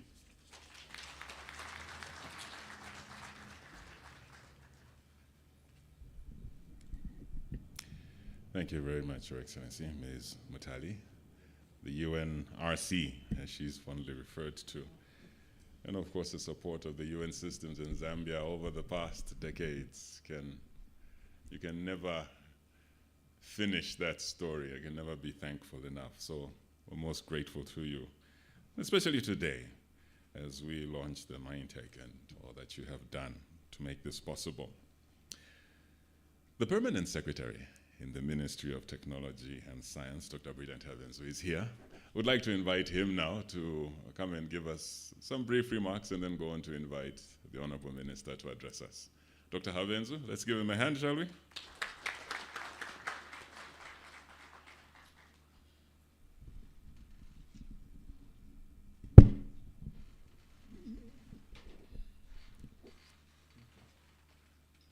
Thank you, guest of honor.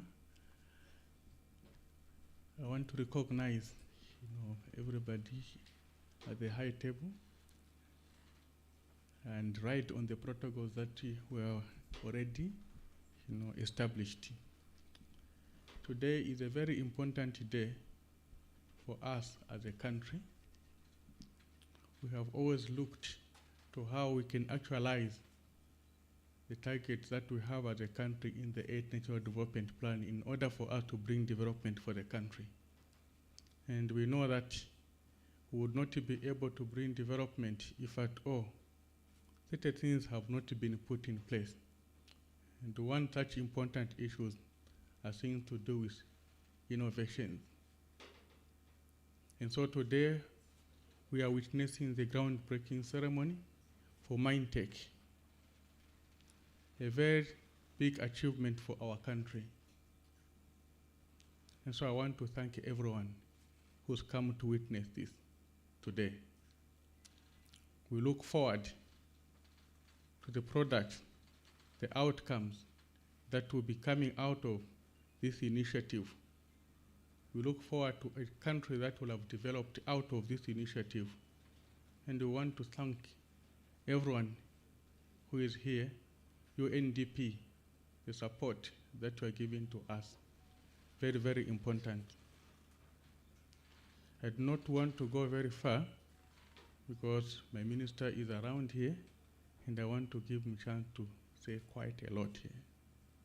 So allow me at this moment to take this singular honor and privilege and invite the Honorable Minister of Technology and Science, Mr. Felix Mutati, who is representing the Republican President, Mr. Hakainde Hichilema, to come and give us a keynote address. Honorable Minister.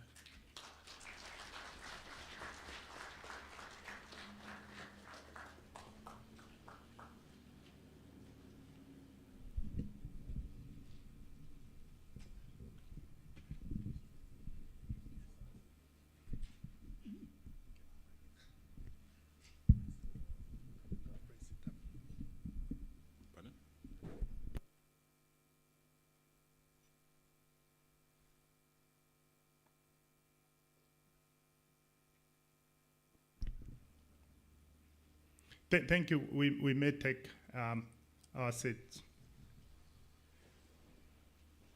When Natalie was here, she said one key thing: make no small plans.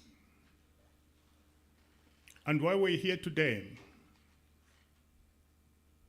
we are here because it's a new dawn. A new dawn where we're going to transform the mining landscape in Africa. Mining will no longer be the same. We're not here merely to break groundbreak. It is to continue on that critical journey to leverage technology, innovation, and creativity in order to achieve one primary goal: that mining must be used as a critical tool to transform the lives of the people of Africa. Mining must be used as a tool to grow our economies and as a leverage to create other industries. Mining is a big investment. And for Zambia, one of the biggest investment. That is why we're here. We are here because Africa has over 30% of the mineral resource globally. And yet, on the other hand, our investment as Africa in R&D is under 1%. So the reason we're here is that let us lift that low investment in R&D. We are here also to address some critical challenges that we face as Africa, one of which is generally the low investment in technology. And number two, the underinvestment in research and development. And then three, yes, we have got critical skills, but they are disproportionate to drive the change that we require to transform the landscape of Africa. Let me recognize the First Lady from Guinea, an influencer, board member of Timbuktu, the UN team represented by the resident rep. Let me recognize Natalie, Executive Director for Timbuktu, driving that it is possible to change Africa. And let me recognize ambassadors and various colleagues that are here. And equally important, those with the spirit that change only happens if you make an effort. And that's why we're here. Natalie mentioned we have to migrate from mice through gazelles, through elephants, into unicorns. That is a journey that we must travel. I want specifically to thank UNDP for honoring Zambia to host the MineTech Hub. The MineTech Hub, that will be a hub for the entire Africa, located here. I'm truly grateful. And for your commitment that using your convening power, including influencers, you are determined to raise at least $1 billion to support the various hubs that we have put in place in the rest of Africa. And ours is the MineTech. We are grateful. At least today we're able to see that you have moved away from ideas and conversation to actually implementing and delivering action.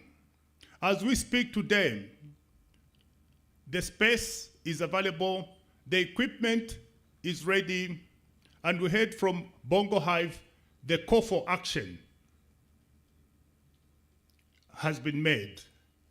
And by 15th of January, we shall have the 10 that are going to work from here to create what we are calling solutions by Africans and for Africa. Because this destiny, the destiny for Africa, is in our hands. So we're going to have boys and girls from across Africa that are going to deliver groundbreaking solutions. And this is what our president says, methodical implementation. Methodical implementation means you create space where people can begin to work with before we migrate to the big building that was shown, which will start next year.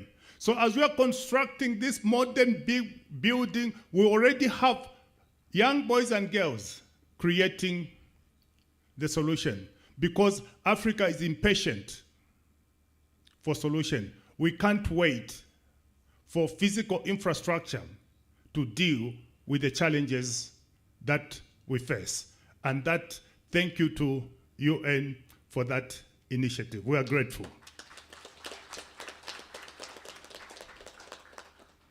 And I want to tell you that you did not make a mistake to select Zambia to host MineTech, because Zambia prides itself with certain credentials, particularly in the mining sector.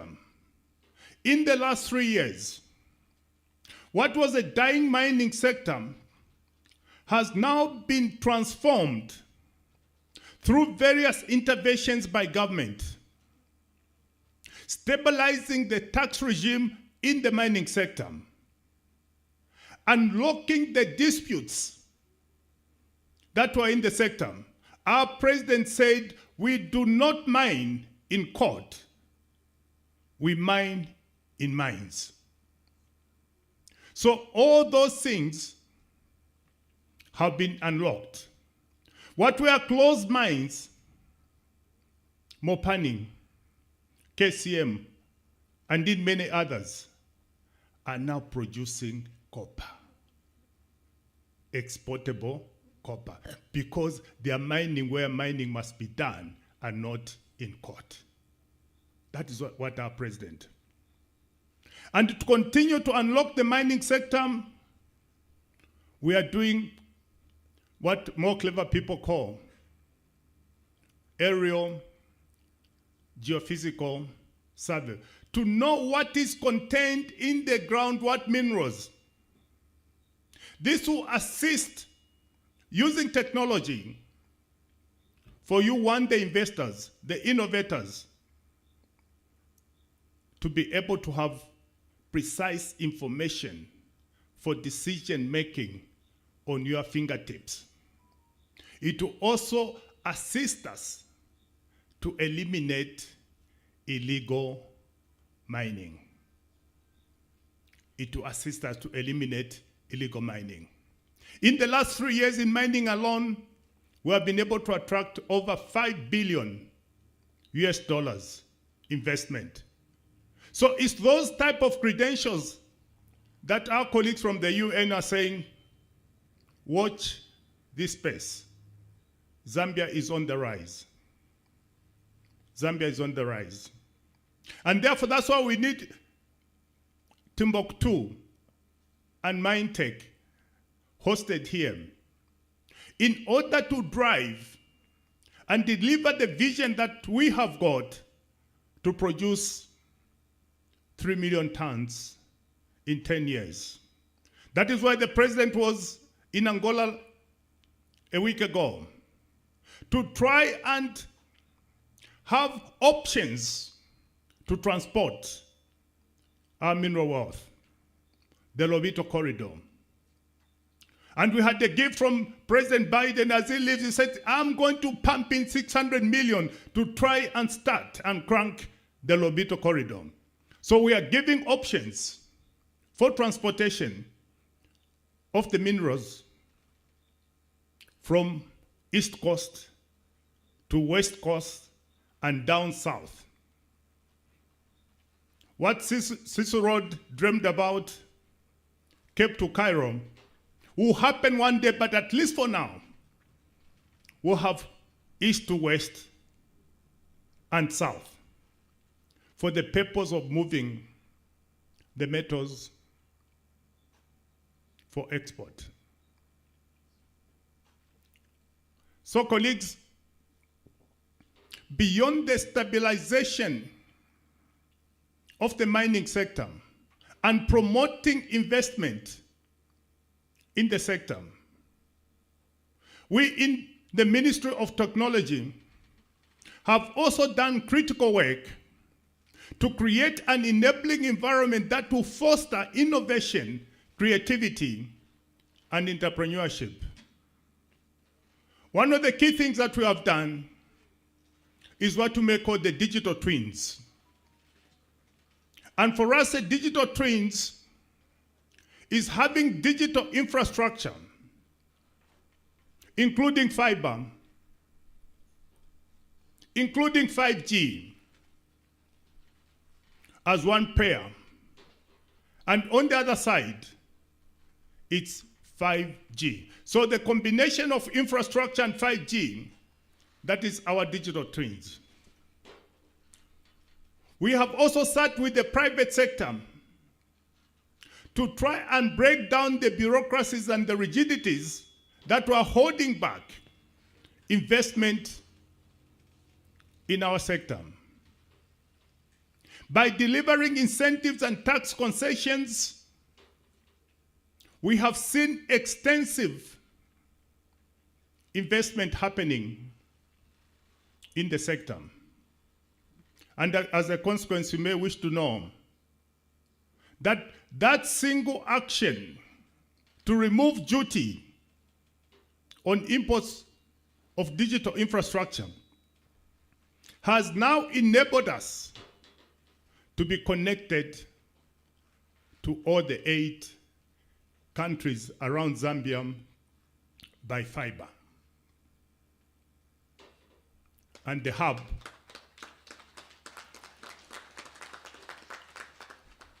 that we place today will be a beneficiary of this connection. Working with our cooperating partners And I see High Excellence from Finland. We are working with Finland to be able to deliver the AI strategy, which is crucial on this particular journey. So we launched the AI strategy. Working with the EU, we are also finalizing a critical legislation called Startup Bill to facilitate and enable our innovators to move ahead. So in short, what I'm saying is that we are providing an enabling environment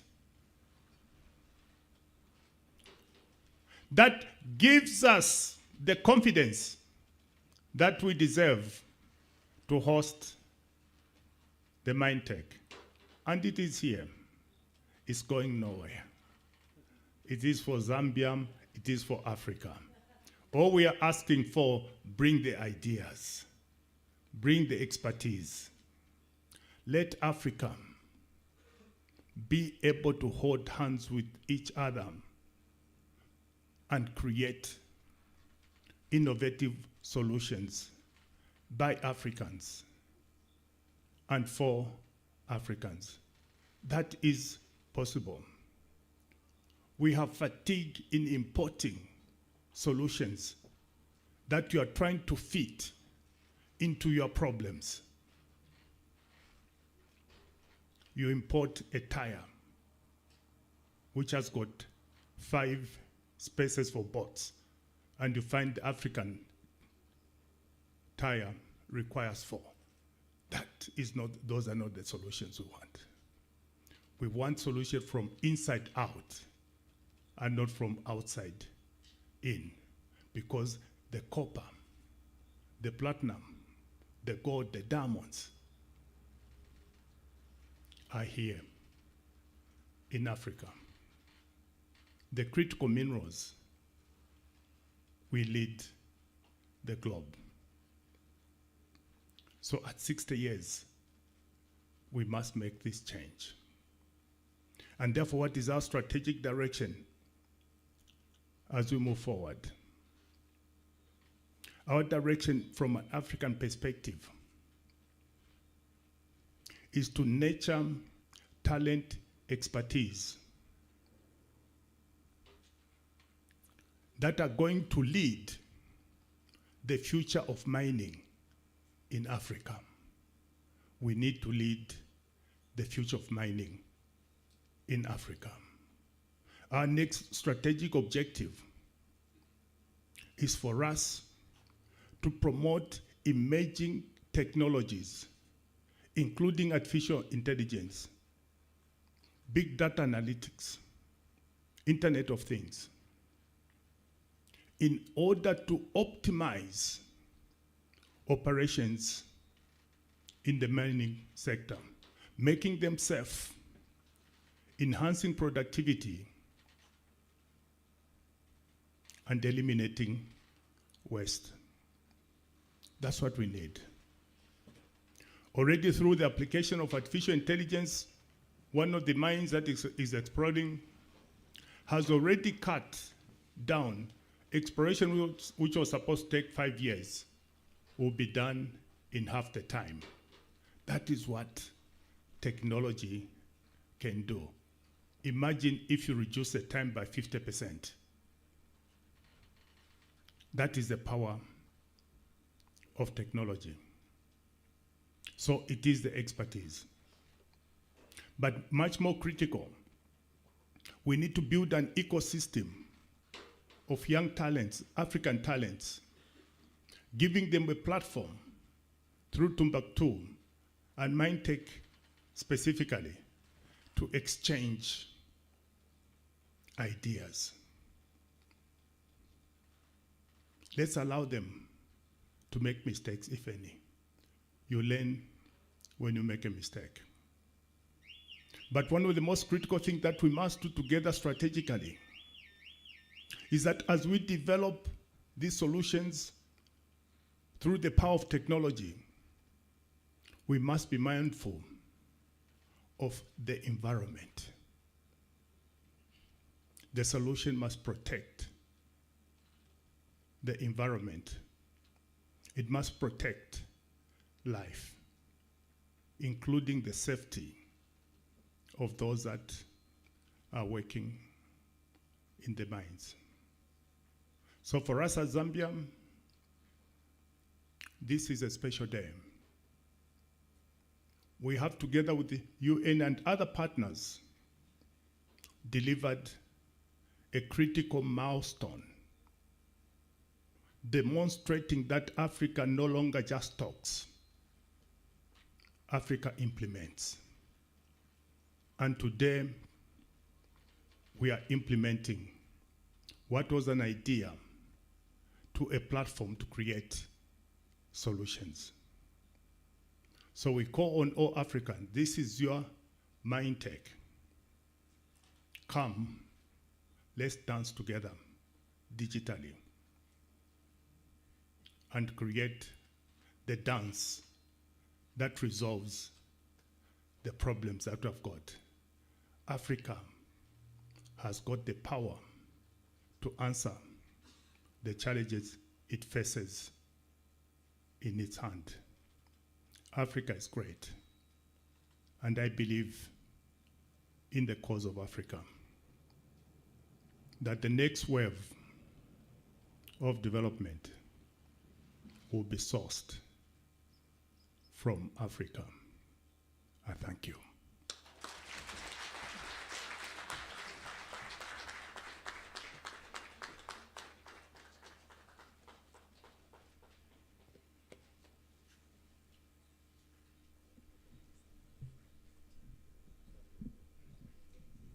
Thank you, Honorable Mutati. Thank you. Let's give him another round of applause. Thank you so much. Please take your seats. Please take your seats. You know, usually I have to adjust the microphone downwards for people to speak after me. With Honorable Mutati, I have to bring it down from him so that I can reach your stature, sir. Is one that I think we need to carry the momentum, the passion that you have, and you add it to who you are.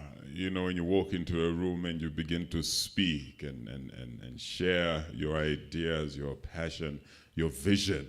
I think the combination is very, very unique, and we greatly appreciate it. And we are very delighted that indeed you are taking it personal, as it were, to drive this initiative forward as Minister of Technology and Science. And we can only wish you the very best. We promise to support, do what we can when you call on us as citizens, as general citizens. And yeah, we'll continue to support the government and your passion, like I said, and the resolve of the president himself. I think this project can do anything but fail. So we are greatly appreciative indeed of what you're doing in the government. And we look forward to the things happening here. And just remembering today that we were here to witness the start with you.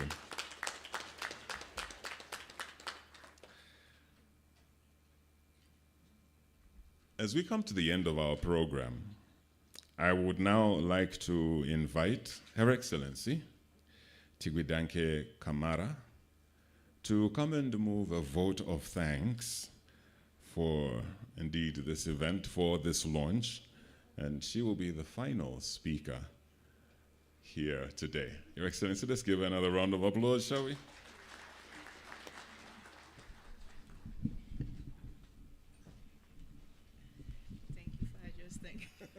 If not, I should be doing this.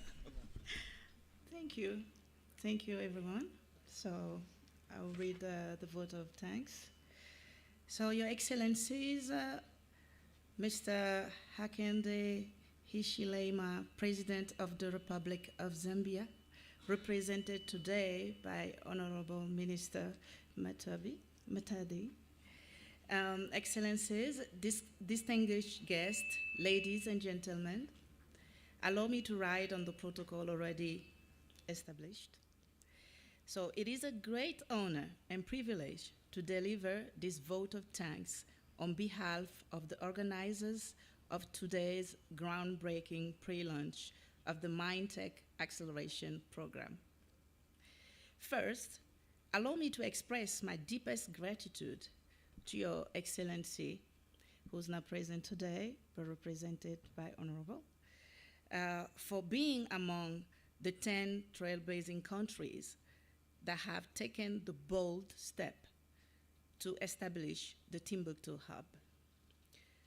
This reflects your progressive, visionary leadership that truly understands the power of a united and self-reliant Pan-African continent. The future of Africa is in our hands. We are only ones who hold the power to transform our continent and improve the lives of our people. Your government's commitment to building the MineTech Hub and contributing resources toward this shared vision speaks volumes about Africa's potential for economic independence. There is hope for the beautiful people of Africa, from South Africa to Egypt, the Horn of Africa to the Atlantic shores of my country, Guinea-Bissau. I wouldn't let that out. The journey forward. The journey toward prosperity begins with bold leadership and collective action. That's what we have been seeing throughout this panel and this session all day long. We stand ready to rise the call to action that the Timbuktu Hub has sounded. I speak on behalf of Africa's women, men, and children when I say we are ready. Are we ready? Sure? Good. We are prepared to offer our ingenuity, creativity, and resilience to change the narratives about Africa.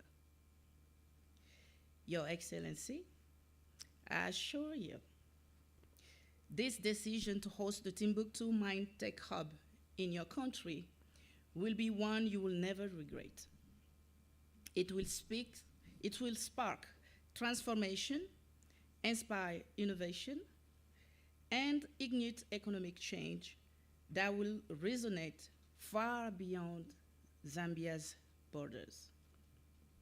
Allow me also to extend a special thanks to the UNDP for being the torchbearer of such a remarkable initiative. Indeed, these great nations to work together, united on the common cause to transform our continent, is the true essence of the Pan-Africanism. Together, we will develop Africa into an industrial hub. We have the natural and the human resources to make this vision a reality. Allow me to raise my voice and call upon Africa's innovators. Rise up. Are we ready to rise to the expectation and make this hub worthwhile? So the Timbuktu Hub stands ready to build, the Timbuktu Hub stands ready to turn brilliant ideas into business initiatives that will reshape Africa's future. I am particularly excited to see what will emerge from the MineTech Hub. I'll be coming here more often. Expect. I have no doubt that the innovation born here will define the future of Africa's mining industry, setting a global standard in technology-driven, sustainable development. Thank you all, and may we move forward with the same shared vision, determination, and believe in Africa's boundless potential. Thank you, and as they will say in Guinea-Bissau, obrigada. Thank you.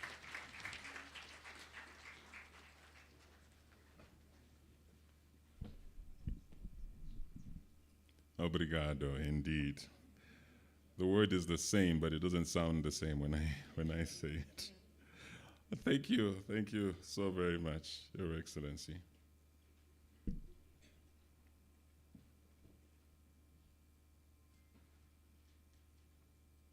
All right.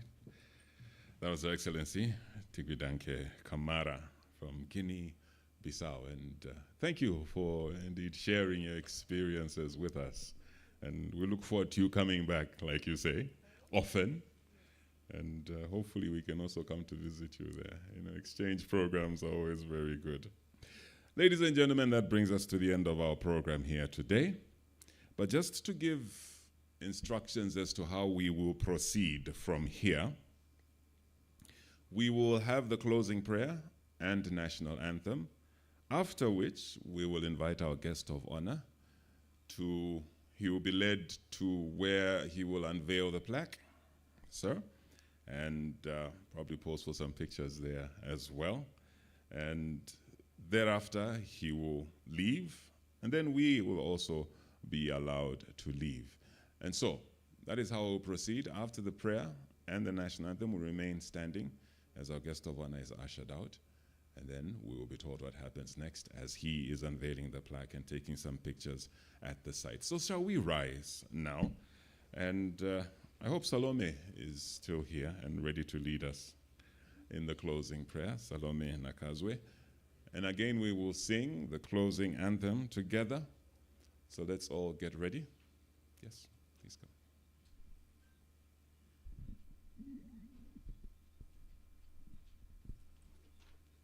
Let us pray. Father, we continue to thank you for the grace that you've granted us to go through this program. Indeed, your presence has been with us. We thank you for your leadership and even for everything that has been done. We thank you, gracious Father in heaven, that you have really been here with us and guided us in Jesus' name. Amen. Let's sing the anthem. Stand and sing of Zambia, proud and free, land of work and joy in unity, victors in the struggle for the right. We've won freedom's fight, all one, strong and free. Africa is our own motherland, fashioned with and blessed by God's good hand. Let us all her people join as one, brothers under the sun, all one, strong and free. One land and one nation is our cry. Dignity and peace need Zambia's sky, like our noble eagle in its flight. Zambia, praise to thee, all one, strong and free. Praise be to God. Bless our great nation. Free men we stand under the flag of our land. Zambia, praise to thee, all one, strong and free. So please remain standing, ladies and gentlemen, as our guest of honor goes to unveil the plaque.